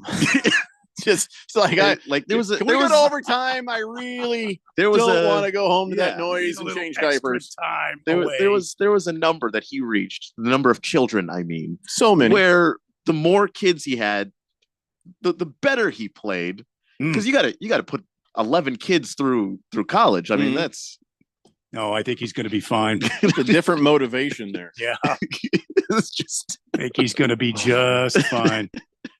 Brock Purdy's going to have so many babies. Dear God. I don't know what to make of this. Brunswick guy says, did you ever just say that Brock Purdy has sex with sheep? Yes. No. I just said that is your choices in Iowa. Have you met a girl from anyway? But it's Silver Iowa Pops. State. Brock Purdy's not from Iowa. Everyone at Iowa isn't from Iowa. She is from Iowa. Her dad has a farm in Iowa. He went there. So then he has options that aren't sheep. Well, he had options that were sheep because she has a farm in Iowa. I'm just saying. Listen, we talked about Trevor Bauer. I'm not kink shaming. I just want to move on. Okay, Keon. Anyway, Silver Pop says, was it a beautiful wedding or was it just Purdy? Oh, Silver Pops. That's a 5-minute major right there. Oh, my God. Get in the box. Wow. Right he was now. already heading that way as he finished his sentence. He was just skating off right there. He knew better. Yeah, he's shouting over his shoulder as he went in. Let's see. Sir? Happy Lefty says, I'm hoping for Michael Penix to Denver. Then he can be Michael Horse Penix. No, it's Penix. Penix. I said Penix. No, that's not what you said. I but did. That's fine. No, I did. no. You could roll the tape back anytime you want. I'm happy to do that. I said Michael Penix Jr. Do it frequently, actually. It's agree to disagree. Last Optimist says, based on condom usage at the Olympics, those athletes go at it like bunnies and still manage to set world records. I don't think your theory holds. It's not a theory. That's true. The Olympic Village is a it's a concern. Just Not a good concern. study. It's not a good study of They the were- Olympic Village. That's just not a good. Because you have these Eastern Bloc countries that come in there, and then you got these Western Bloc countries that go in there. All I know is Ryan And they're Lochte was mixing it supposed up. to break Michael Phelps records. He broke one record and then spent the rest of his time at the Olympic Village and was just never quite Ryan Lochte ever again. And I mean Yeah. ever again. Is that because he broke his appendix, or is that because he was smoking a No, lot of weed? there you would have used penis. There. What? That's what I Yeah, right there said. you would- yeah. That's what I said. No. You know, I'm really tired of this. You guys need to clear the earwax out your Well, ears. My ears are fine, thank you. Oh, so we haven't even talked about this yet. This is probably the biggest deal that it was made. I guess, or one of the bigger deals. All right. Chris Jones, a 5-year deal with the Chiefs, and I think that makes him the highest paid guy, Defensive lineman, I think, Yeah. in history, right? $95 million guaranteed, and a bunch of money for 5 years. I have the details of his deal. There are incentives in here, but I think these are all reachable incentives. He's got a signing bonus of $30 million. He's got a base salary of 2024 of $1.25 million, fully guaranteed. Now you're like, oh, that's not much money. They gave him a $50 million signing bonus. I think he's fine. He got $100,000 as a workout bonus. He's got a roster bonus. They give him $15 million if he, fully guaranteed when he signs. Then he has a base salary in 2025 of $13.75 million, and then he's getting a lot of workout bonuses. They really want him to work out. $100,000 every time he does. I mean, starting the season workout bonus, and then it just goes and goes and gets bigger and bigger. His money gets bigger and bigger as he goes to 2028, and a bunch of that, like I said, fully guaranteed. But his average $31.75 million a year if you average this whole thing out. That's pretty damn good for Chris Jones. What is so special about Chris Jones? Now, I know what I saw. I just want to hear you say what is so special about Chris Jones. Well, he's the second best interior defensive lineman in the league after this guy named Aaron Donald. He's a massive human being. He pushes guards around like they're not even there. Pressure on the quarterback, massively important. And he does it all the time. Did you notice how they, with the workout stuff and other things, that they were able to get his deal at $95.3 million, the practical guarantee, and Donald's 3-year $95 million. So they made sure he had just like that 0.3 over, so he had a better deal than Aaron Donald. It matters to guys. Like the egos, like the money That's funny. is a lot of times about the money. But when you get to a certain level for, we're squabbling over 0.3 of $1 million, that's where the ego's kicking in. They wanted to say, we value you more than Aaron Donald. Don't know that that's true. Don't know if you had both guys as free agents. But it's all about the workout bonuses. So we value you as long as your fat ass is in shape. Do you understand me, Chris Jones? Yeah, which for him, he's you try to prevent some of the veteran stuff where like some older guys in the league are just like, look, I've been to OTAs before. What do I need to go here for? you know, so like they'll wait as long as they can without getting fined before showing up. But it works better if that player does show up. Of course, they have options towards the end of the contract, so that is where the reality might be found. But we got to take a break. So when we come back, I got wide receivers and running backs and some notable names. It's the Daily Blender here on 1580, The Fanatic. This is Brent Musburger's Action Update on 1580 and 99.3 The Fanatic. Get insights into the sports betting market with VSiN's betting splits. See where the money is and keep updated on how the market is reacting. Only at VSIN.com. Now, here are the latest lines from my guys in the desert. The Yukon Huskies are the betting favorite to win the national championship and to repeat as national champions. It'll be the first repeat champion since Florida in 2007. Yukon plus 480 to cut down the nets in Phoenix. The Houston Cougars, the top seed in the Big 12 tournament this week, are plus 650. Purdue is the top seed in the Big 10 tournament. They are plus 750 to win the national championship. Arizona and Tennessee both plus 1400 to win the national title. The Wildcats, the top seed at the Pac-12 tournament, and the Volunteers, the top seed at the SEC tournament in Nashville. And North Carolina plus 2,000 to win the national title. I'm Tony Desiri with your VSiN Action Update on 1580 and 99.3 The Fanatic.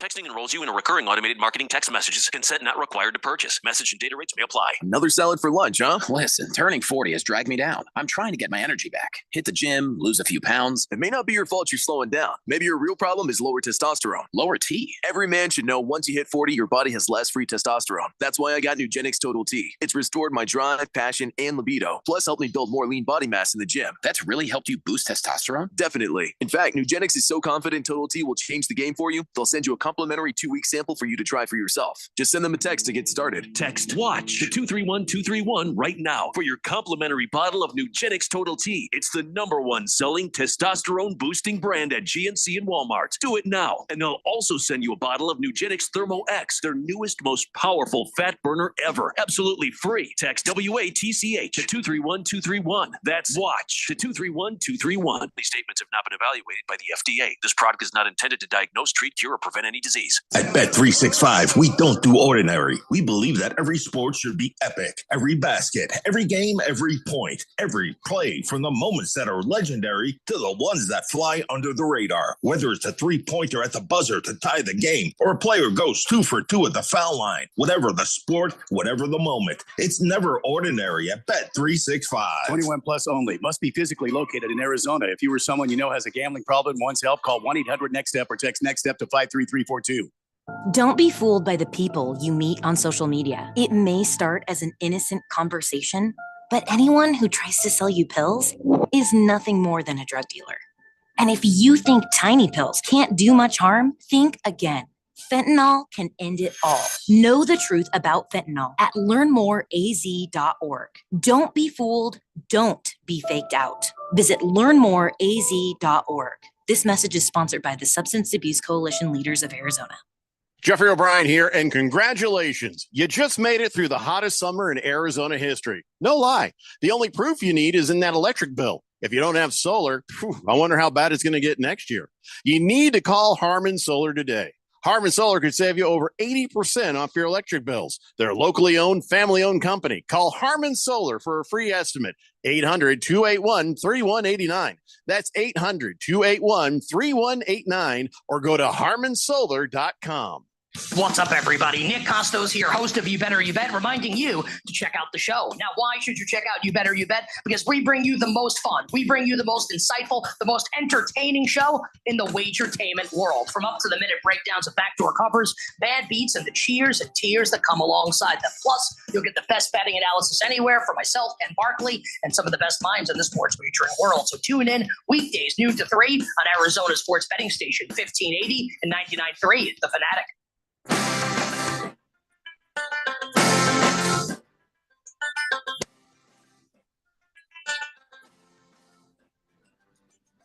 Hey, Blender here on 1580, The Fanatic, and talking all this NFL free agency brought to you by BetUS Sportsbook and Casino. It's time for March Mania basketball, and they got themselves a mad offer.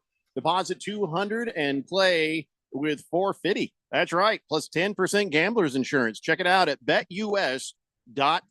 I got to check out something real fast. It's right here, and I'm not happy about it. Cleveland is up 10 points over the Suns right now, as far as my updated scores show me, 65-54. Whoa, what the hell's happening here? I hate when that 10 points is not a big deal. Now they're saying that 20 is the new 10. That because of the 20 fact is the new 10? Because nobody plays defense, so turning a game around 20 is not as hard as it used to be. Well, it's not that no one's playing defense. I think it's the threes.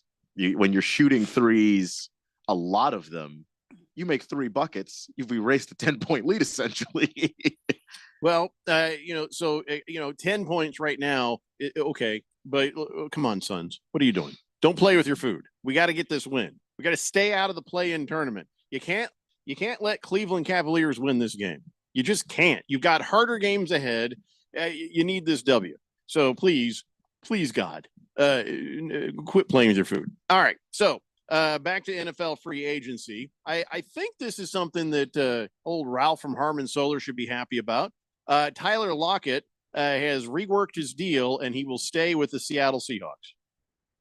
So now he's got 2 years, $30 million, and a maximum value of $34 million with $13 million guaranteed this year. So he has reworked his deal.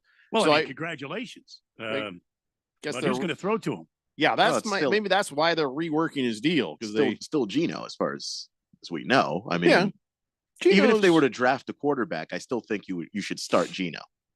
If you're drafting Bo That's Nix, right. even Penix, I think could probably do with, even though he's been in college for like 6 years, he could still do with having some time easing into the league because he does have stuff to work on. Or you do Rough Rob's idea, you get both Knicks, and you call yourself the Knicks. You have both those quarterbacks, Bo Nix and Michael Penix Jr. So you have the Knicks. It's funny. And It's not going to help you win very many football games, but it is funny. You don't know that. I'm pretty certain that's if you draft one guy and a lot then you of draft the negativity other today. guy, You're then very negative. there's nobody to help them. You have now two people of the same level of NFL experience, Something happened to and Keon over the only weekend. one of them. I think that no, too. I've Yeah. always been this way. He's bitter. I'm- Yes. then He's what's angry negative. and I don't bitter know about about this? angry. Why not have the Knicks? You're not giving me good enough reasons. I think you're just angry. I'm giving you football reasons to not have the Knicks. Here's You a have two football guys. reason. You've got one of them is the starter, one of them's the backup. What do you need? And then you trade Geno Smith. What if they're to both some- backup caliber? What somebody if they're dumb? what if they're both not starters yet? Now you have two guys who are not starting caliber at the same time, and they can't even play together because they're both quarterbacks. You're so negative. One of them I could just- start. I just- one of them could start. Sometimes the truth is negative. Or Wait, that's you not put my them fault. both on the field at the same time, and you never know who's going to get hiked to. So you got two quarterbacks back there. So congratulations, we've just reinvented the Wildcat, which the NFL made illegal. So what? Why no, is it illegal to have two quarterbacks in the field? Who said that? that's what the Wildcat was. You had not two quarterbacks, but you had two guys in that. I see people go over there and get down, and then a running back takes a direct snap. Yeah, you can still motion guys into it, but if you've got two Yeah, quarterbacks, you got two quarterbacks. You never know which one's going to motion in and take it. What, I mean, outside of how they throw the ball, You know, I which think is that they ought to Michael take Penix is left-handed. What defensive difference could that linemen possibly make? put him at the quarterback position. Oh, See what yeah, I'm that's saying? what- that's- And I then like you have that. two I quarterbacks, like and you that. put them at like dual running backs. Mhm, You don't know mhm. who's going to get it. Right. Could it be just this up the middle with this big 350-pound lineman, or is Bo Nix going to get it, or is Michael Penix Jr. going to get it? You see what I'm saying? Yeah, no, I this see is it. a brand new Yes. kind of revolution. You've come up Gotta with be an brave. absolutely revolutionary football play. I think we should Thank get somebody on the phone immediately So- and pass this along. If Keon maybe wasn't so damn negative, he could see Well, the genius behind this I think idea. he's grouchy. I don't think he's A little negative. grouchy. No, It's Monday. I just know that He's a that's little not grouchy, I going to think. work. There's Yeah. no grouchiness there. That is insane. Maybe It's not he's insane. maybe is it's like a insane. fox. because he had his There's beef no way to and be vegetables. insane like a fox. It's just insane. It's Does just beef insane. make you kind of tired? No. Sometimes beef does that to people. You know, Keon, especially if you're No, stressed, red meat is really bad for your colon. You should really maybe that's what's making you grouchy. I have one source of stress, and it's Do you have oily nothing I've stool? eaten. I heard that commercial about oily stools again. Oh yeah. Do you have Yeah, oily no, stool? No, I don't. Fortunately, How do you know if you have oily stool? Well, it's Is obvious. there like an oil slick in the toilet, or It's obvious the way it kind of runs out of you. Yeah. It's not like diarrhea. It just kind of falls out of you. I was like, yeah, I don't know a nice way to explain that. And then Randy did. So there you go. So there you go. I mean, are you looking at it? I mean, I'm just not No, always you don't looking look at it. at it. No, It's you just don't. You can don't just have to tell. look at it. You can tell. Yeah. That feels like 40 weight right there. Yeah. That's yeah. It's I either heard- 30 or 40. I'm glad I don't have that problem because Yeah. commercial concerns me. Now I'm worried about it. There we Like, have Suns down 5, but 66. All right. See, they heard my pleas. Thank you. Big George is on the text line. Says, hello, gentlemen. Happy Monday. Oh, wow. Look at Big George. He keeps going to court and doing unimportant things when he should be listening to the show. Yeah. He says, yeah, sorry, I was late to the show. Time change has me all thrown off. And my son Luke is sick. Looks like the Suns are struggling against Cleveland Cavs. It's is this the LeBron James Cavaliers? Because the Suns should not be struggling against this team. I know. First off, no, it's not the LeBron James Cavs. This is a good Cavs team. They're good. They've got the third best record in the Eastern Conference. But Donovan Mitchell is on that team. Yes, they are. No, they need yes, to they are. Somebody needs to tell them that. Oh Isn't my God. Donovan You're not that Mitchell- good. Isn't he hurt? Donovan Mitchell is hurt, but you know what? The point guard on the team is Darius Garland, and he's got I thought it was 25 Darius points right Rucker. now. Oh. No. Darius Garland's also really good. They drafted Isaac Okoro. He's really good. I really, it's like Darius Rucker. The Dolphins make him cry. Makes me want to punch him in the mouth. Yeah. Dolphins make you cry. I don't Knock have it any off. strong opinions Well, on that's Darius Rucker. that's typical blowfish, behavior. Yeah, If you see a dolphin and you're a blowfish, they make you cry. Because either way, if it's a dolphin and you're like, or if you're a Dolphins fan and they make And also there it is. either Yeah. way, you kind of need a punch. Fish tank, right? Yeah. Random texter says, "You guys are amazing." We know, but thank you. Yeah. Jeffrey Randy, why are you not offensive coordinators for some NFL team right now? See?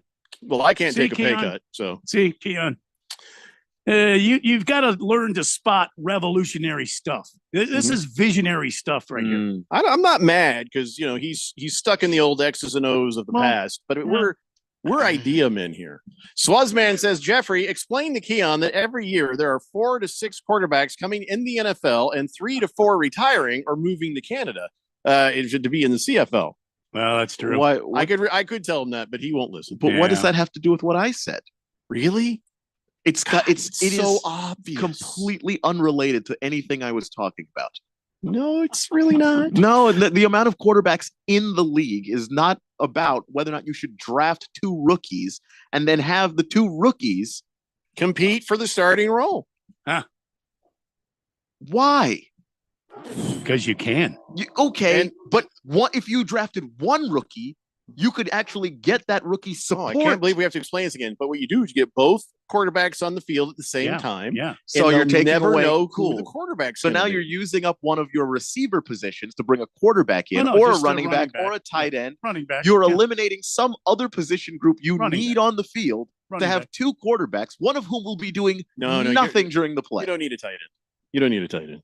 You don't need a tight end. You don't need a tight end. Okay. Because we're paying the defensive lineman, and we're playing him at quarterback. I maybe we're just And talking that's about a gonna be different expensive. sport. I thought we were talking about football.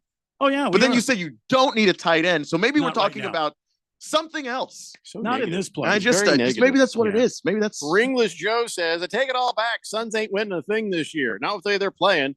I got to rely on the Lions to win a ring now. They're down 7 to the Cavs. Just, hang in there. We're hoping. Bala 51 says, I like the free agent signings by the Raiders. Minshew, Wilkins. Packers got a beast in Jacobs. He'll be the best fantasy running back in 24. I don't know.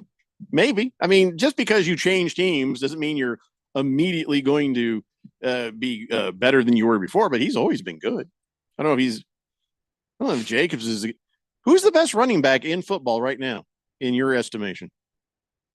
It's Christian McCaffrey Mm-hmm. by a lot. Well, it doesn't mean. Saquon's up there. Josh Jacobs is up there. He's up there. Saquon Barkley. Well, I guess we're talking about running backs now because Bala 51 just wants to do that, and we can do that. Saquon Barkley is now an Eagle. That's weird. Isn't that weird? Can't picture him in. Oh, that hurts, Keon. I'm sorry. Yeah, This has been the roughest segment all day for Keon, I think. So Keon hates the Cowboys and the Eagles and the Giants, right? Yes. And those the are the Giants, three. yeah. And now the Eagles have sent. I'm sorry. What did they send? What did the Giants get for Saquon Barkley? Nothing. Oh, this Nothing. is free It's agency free signing. agency. Yeah. Nothing. Oh wow! So the Giants got worse. The Eagles got better, and now Keon's getting an ulcer. I think that's about right. Just needed him to go to any other team in the league except the two other NFC East teams. Just go to one of them. But no. Good for him. I mean, yeah, no, he's going to get paid. He's going to get paid, and he's in an offense that's going to be very Saquon friendly. So here's the deal. I don't think Keon's got an ulcer. I think he's got IBC. Remember, we were talking about the oily stool, right? Remember? Or IBS. So I think that's IBS probably what it is. Whatever. And by the look on his ISDN, face, it looks very urgent that he needs to, So here's the deal. It's a 3-year, $37.75 million contract. Incentives will get it up to 46.75. $26 million fully guaranteed at signing. And it was this is a happy man. He's a happy man finally. And so we'll see what happens. So this giant for life was, Eagle for life now, I guess. So. Yep. Hey, you got a stress ball. Yeah. Maybe a giant. There's a eagle few for of them life. in here. I wonder why he has all his stress balls. I don't know his problem is. Oily Stool. Well, right now it's Saquon Barkley still somehow. So Oily Stool? Did someone mention Oily Stool? I'm here. I'm just listening today while I'm driving. The oily stool can have causes that aren't due to underlying disease. Examples: eating foods with Olestra or medication side effects. Oh, the Olestra, that's not oily stool. That's anal leakage. That's a different thing altogether. Oh, yeah. Random texter says, okay, now I got to disagree with you guys. Don't need a tight end. Tell that to the Kansas City Chiefs. Oh, so no, if you have a draft two quarterbacks and play them at once wasn't where you got off the plane. If you have a defensive lineman playing the quarterback position, well, you could have a tight end playing on the defensive line. Well, you could, but why? You don't need a tight end because you got a defensive lineman playing the quarterback tight position. end should play on the offensive line. Is what I meant. Yeah. Or you just make the tight end a wide receiver. Well, it could be a wide receiver. But don't tell anyone he's really a tight end. It's a secret. Right. It's could a secret. Could be a running back. They'll never see that coming. Well, yeah. We're going to call this the Keon is grouchy play. Yeah, that's absolutely what I'm calling this. Sure. It's not the play. It's the offense. It's the grouchy, the grouchy Keon. KIGP. The Kiggup. The Kiggup. I'm going to need a third stress ball. What will you squeeze it with? Oh, his cheeks. It's just I've got two right here. We're just gonna Brunswick guy says, I think Keon needs one of those free company massages you were talking about, Jeffrey. He'll calm down and end up sounding like one of those presenters on the CBC. Beer Bob says, I don't know, with the Patriots picking up Antonio Gibson, the AFC East better watch out. I think that's sarcasm. I feel like that's sarcasm. Desert Llama says, I know the Cardinals have many needs, but I'd like to see them draft a running back in the second or third to pair with Connor. We could benefit from using a 2 running back attack. What do you think of that, Randy? I could agree with that, especially with James Conner.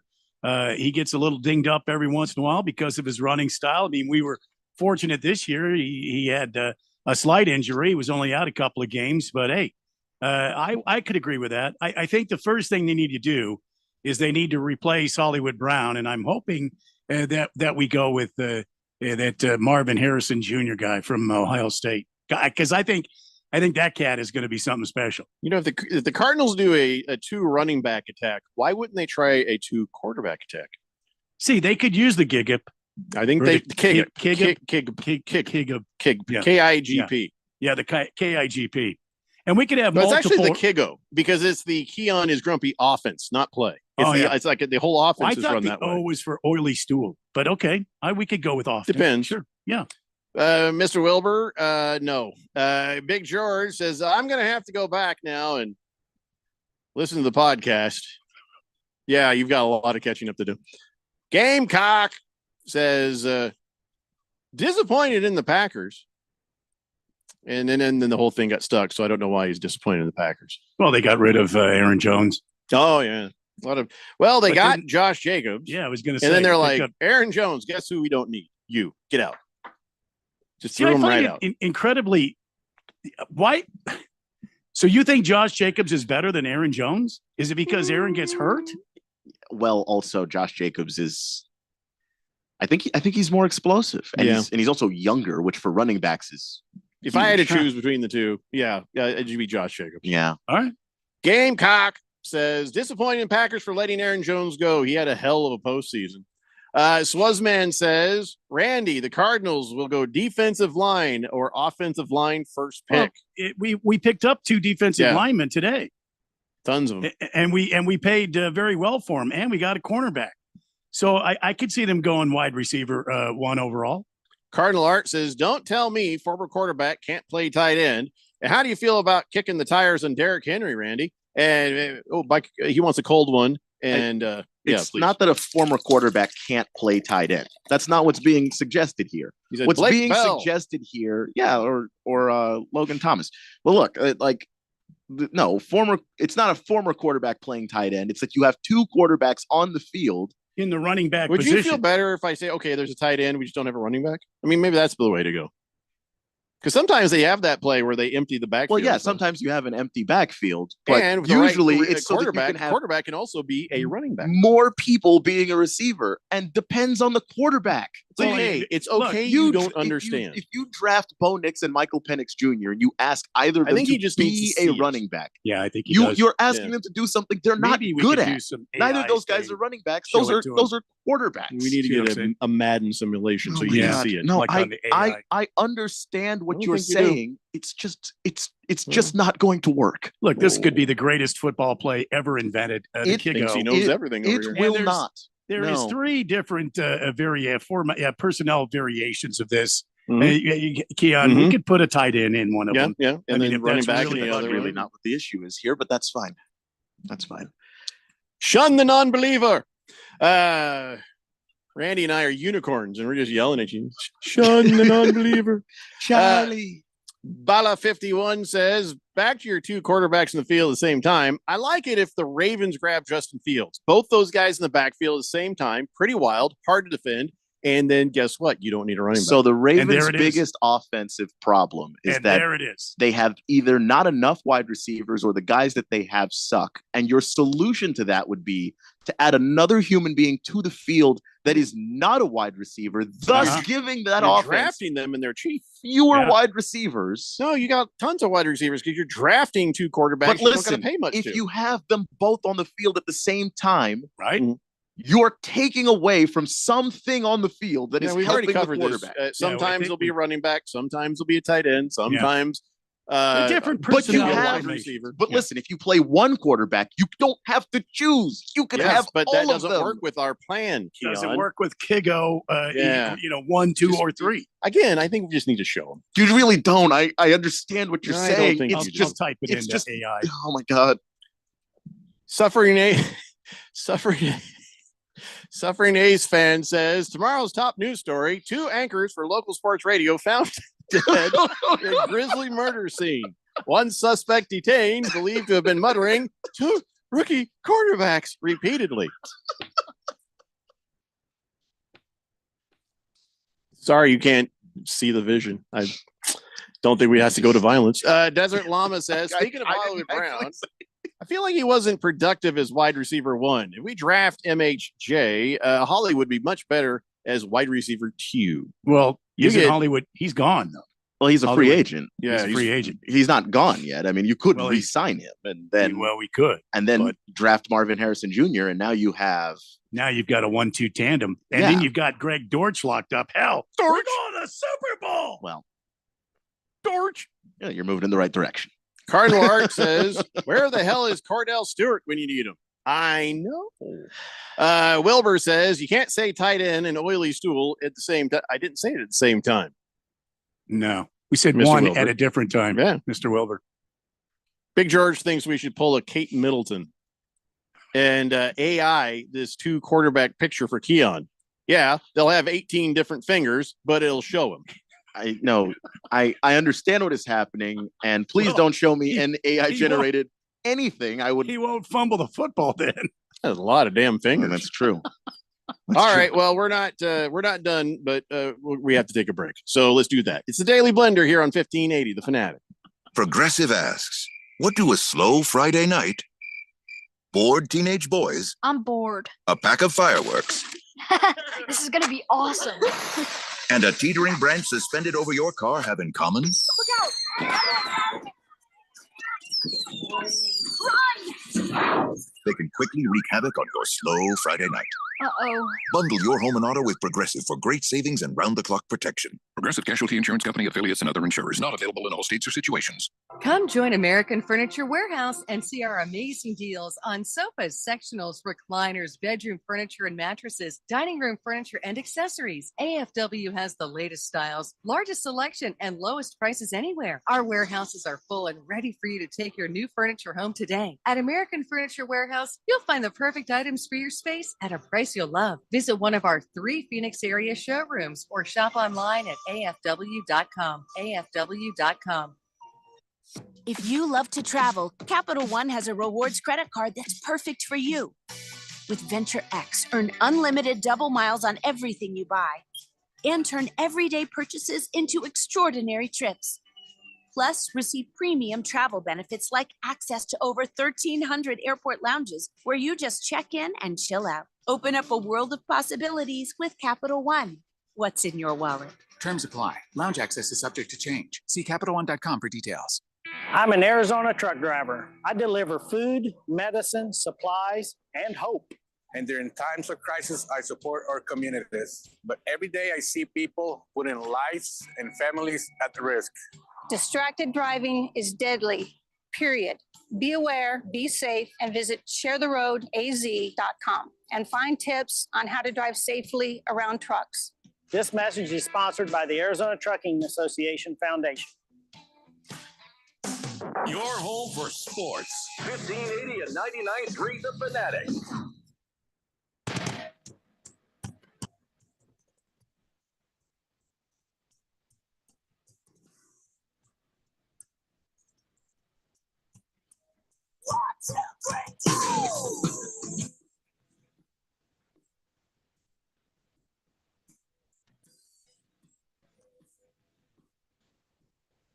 Hey, Blender here on 1580 Fanatic. Cardinal Art says, sorry for the drive and texting, Jeffco, but I'm not driving. Okay, please don't. Ringless Joe says, the Lions just need to patch a few holes in their pass defense, and they're going to be a Super Bowl contender. They're the most likely team in the NFC to win the Lombardi.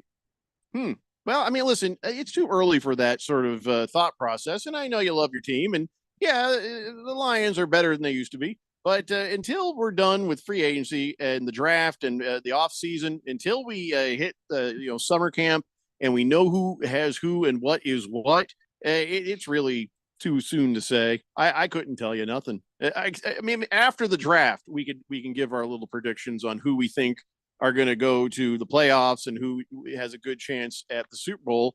But I wouldn't feel comfortable saying anybody at this moment. I mean, until all the dust settles, we don't know what it is yet. There are players that still need to be signed, players that might be re-signed. So like there are teams that look like they might lose a lot of talent, but if they're able to bring that talent back, then no, they haven't. And there's no way to really know that yet. Desert Llama says, hey, I'll take a Corona, hold the virus. Is that your line at the bar every time? Because that's got a shelf life. It's about it's 4 years since the whole Corona thing started. I'm pretty sure everybody's tired of hearing. It's right on the verge of getting a whistle there. That's a cute line, right? In the, I don't know. Probably this is the last time you get to. So the Titans, they finally signed Tony Pollard. I knew that was where it was going to go. They had a 3-year, $24 million deal. That was they threatened earlier. They can't sign anybody. All of this stuff that's happening. Oh, that's right. It can't happen until, was it the 14th? The 14th is the first day of the league year. I think it's the 14th. Anyway. It's actually the 13th, but yeah, you're 13th. Right. There you go. Let's see. We've already talked about how the Bears went ahead and grabbed the Eagles' DeAndre Swift to be a running back on their team. I think we did that. I was surprised to see Jerry Jeudy went off to the Browns. So that actually improves Cleveland's situation. Except for I just really hope that Deshaun Watson continues to stink. Oh my God, I want him to stink so bad. If not get injured, I want him to stink. But I like Jerry Jeudy. So that was a bad decision on his part, I think. Going to the Browns. Yeah, but I think He's a good player. He is, but he's getting traded, so it's not necessarily his decision either. He doesn't have a no trade clause. Okay. No. All right. So I guess I don't know. He has no choice. And here's what the Broncos will. The Broncos will get a 5th and 6th round pick this year. For the deal. Boy, he's really breaking it down there, isn't he? He had a rough year last year. I mean, not as good a year as years past, but I felt like he was worth more than that. Yeah, but like a lot of really good players, just because no one wants to use their earlier draft picks on a player that maybe hasn't shown what their potential can be, or you feel like you already have a pretty good idea of what their potential is. You'd rather use that pick, your first, second, and third, even your fourth on a younger player with more potential that you can kind of mold from the beginning. So remember Gabe Davis? Yeah, I do remember Gabe Davis. Hit and miss Gabe Davis? Gabe, I've got one speed and about 2 routes that I run Davis. Yeah. He just got a 3-year deal with the Jaguars. It could go up to about $50 million with incentives, but at the base, it's $39 million. Wow. That is shocking. There's another guy that I just scratched my head on. How does he get that kind of contract? I think with him, it's what he can be, which is he's incredibly fast, and there still is a market for guys that'll rip the top off of a defense. The issue is there's not anything else he can do. If you ask Gabe Davis, hey, I need you to run a slant, I need you to run an out, I need you to run a hook. Like, I don't know if but I run straight. Yeah. When he runs straight, he's very fast. Like, I understand why, if you're, someone who's trying to build a roster, you see that and you're like, yeah, I want that on my team. It's just, he can't help you in any other way. And that I wouldn't pay him all that money for as limited his skill set and all of that is. So the other last thing I've got before we get out of here is T. Higgins has requested a trade after the Bengals put the franchise tag on him. But they tagged you, so they don't have to do anything. They don't, because you asked for a trade don't mean you're going to get one. But then again, he doesn't have to sign that tendered, right? He still has a choice. He still has a choice. It's going to be obviously money you're missing out on, time away from the game, where playing in the building, being in the locker room. Like, teams are going to look at somebody who's been active as more valuable than someone who isn't, if this is something that does actually fall into the season where he hasn't signed that thing. So yeah, he's basically using the only leverage he has left. Yeah, after injury, he didn't have a great year last year, but I mean, you're going to roll the dice on whether or not he pops back from that this year. So anyway, so that's it. That's the bigger news. I passed on a lot of stuff that we didn't care about, but so I guess things will quiet down a little bit now, and there'll be a thing here, a thing there, but it's not going to be a full stream like it was today. And then, of course, what is it? April? What day is the draft again? April? What is it? April 11th? No, we do it like the 26th or something. I don't know. Keon's looking it up. He'll tell us. But it's late April is when the draft is. Yeah, it is the 25th is the first day of the draft. Oh, Thursday. Okay. That's when you'll start to get the answers to what happens next for a lot of your favorite teams. Right now, it's time, ladies and gentlemen, for On This Date in Big George's sports history. Oh, excuse me. Wrong button. Sorry. No, we're not doing that. Back in the year 1958, the American League president, Will Harridge, informed the circuit's umpires that wearing a helmet was going to be mandatory for batters that season, reinforcing the mandate passed by the owners' 7-1 vote at the December meeting in Colorado Springs. The Boston Red Sox were angry. Ted Williams stood up and says, "What's next? You can put nets all around us? I'm opposed to this. It messes with my timing." And nobody cared. And it's funny, the guy's frozen head is in Scottsdale right now. Was against a helmet. Kind of. Anyway, he's really worried that it would mess with his timing bad. I don't know how. You know, Rod Carew used to chew tobacco and then wrap bubble gum around it. And he says the reason he would do that was because it would expand his cheek and it would open up his eye so he could see the ball better. I feel like that is just something he just made up. There's no way that true story. If No, you I'm- watch, I know he says it. If you watch a picture of him at the plate, he's got one big chaw in his mouth. Is there no other way to achieve that effect? That is the only way I'm to just do telling it. you all. I'm just telling You've you got this tobacco, this Clockwork information Orange. that I You know. wrap the tobacco in bubble gum, and that's Well, the maybe he only... didn't like the tobacco taste, so he wrapped it in bubble gum. That's just gross. Oh, why not just use a lot of bubble gum? Oh, I'm just telling you what I know. that was more interesting than the story we just told. Woof. It makes me sick to my stomach a little bit there. Yeah. So batters can be kind of finicky. You Mhm. start messing with putting helmets on their head and junk like that. Yeah. Mhm. Ted Williams wouldn't be able to play in the modern game. Helmet is not unlike a hat. You know what I'm saying? Well, I mean, back then, but what were the helmets? They were probably very heavy and very clunky. Yeah. They We weren't probably out of, made like, those space lighter age now. material, like they have carbon fiber now. You know, that the face thing. They didn't have that back then. That's when men were men. But also, they didn't want to wear helmets because that's annoying. So, Well, old Freezer Burn did not get his way. old Freezer Burn. Yeah. After 1958, everybody had to wear them.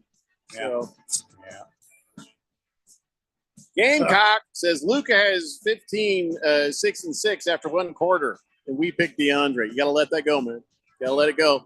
It's halftime People for the miss. Suns. Last time I looked, and the Suns are still down 7. So come on, boys, we can do it. Swazman They're says down 3 now. that is so funny, Jeffrey. Ted Williams heading cryogenics complained about helmets. There is irony. Yeah. Oh, good. They're back playing, and they're down by only 3. Okay, go Suns. Down 1. Oh, we'll see you guys tomorrow at 3 p.m. It's a Daily Blender here on 1580, The Fanatic. Hi, I'm Henry Winkler. My eyes are very important to me.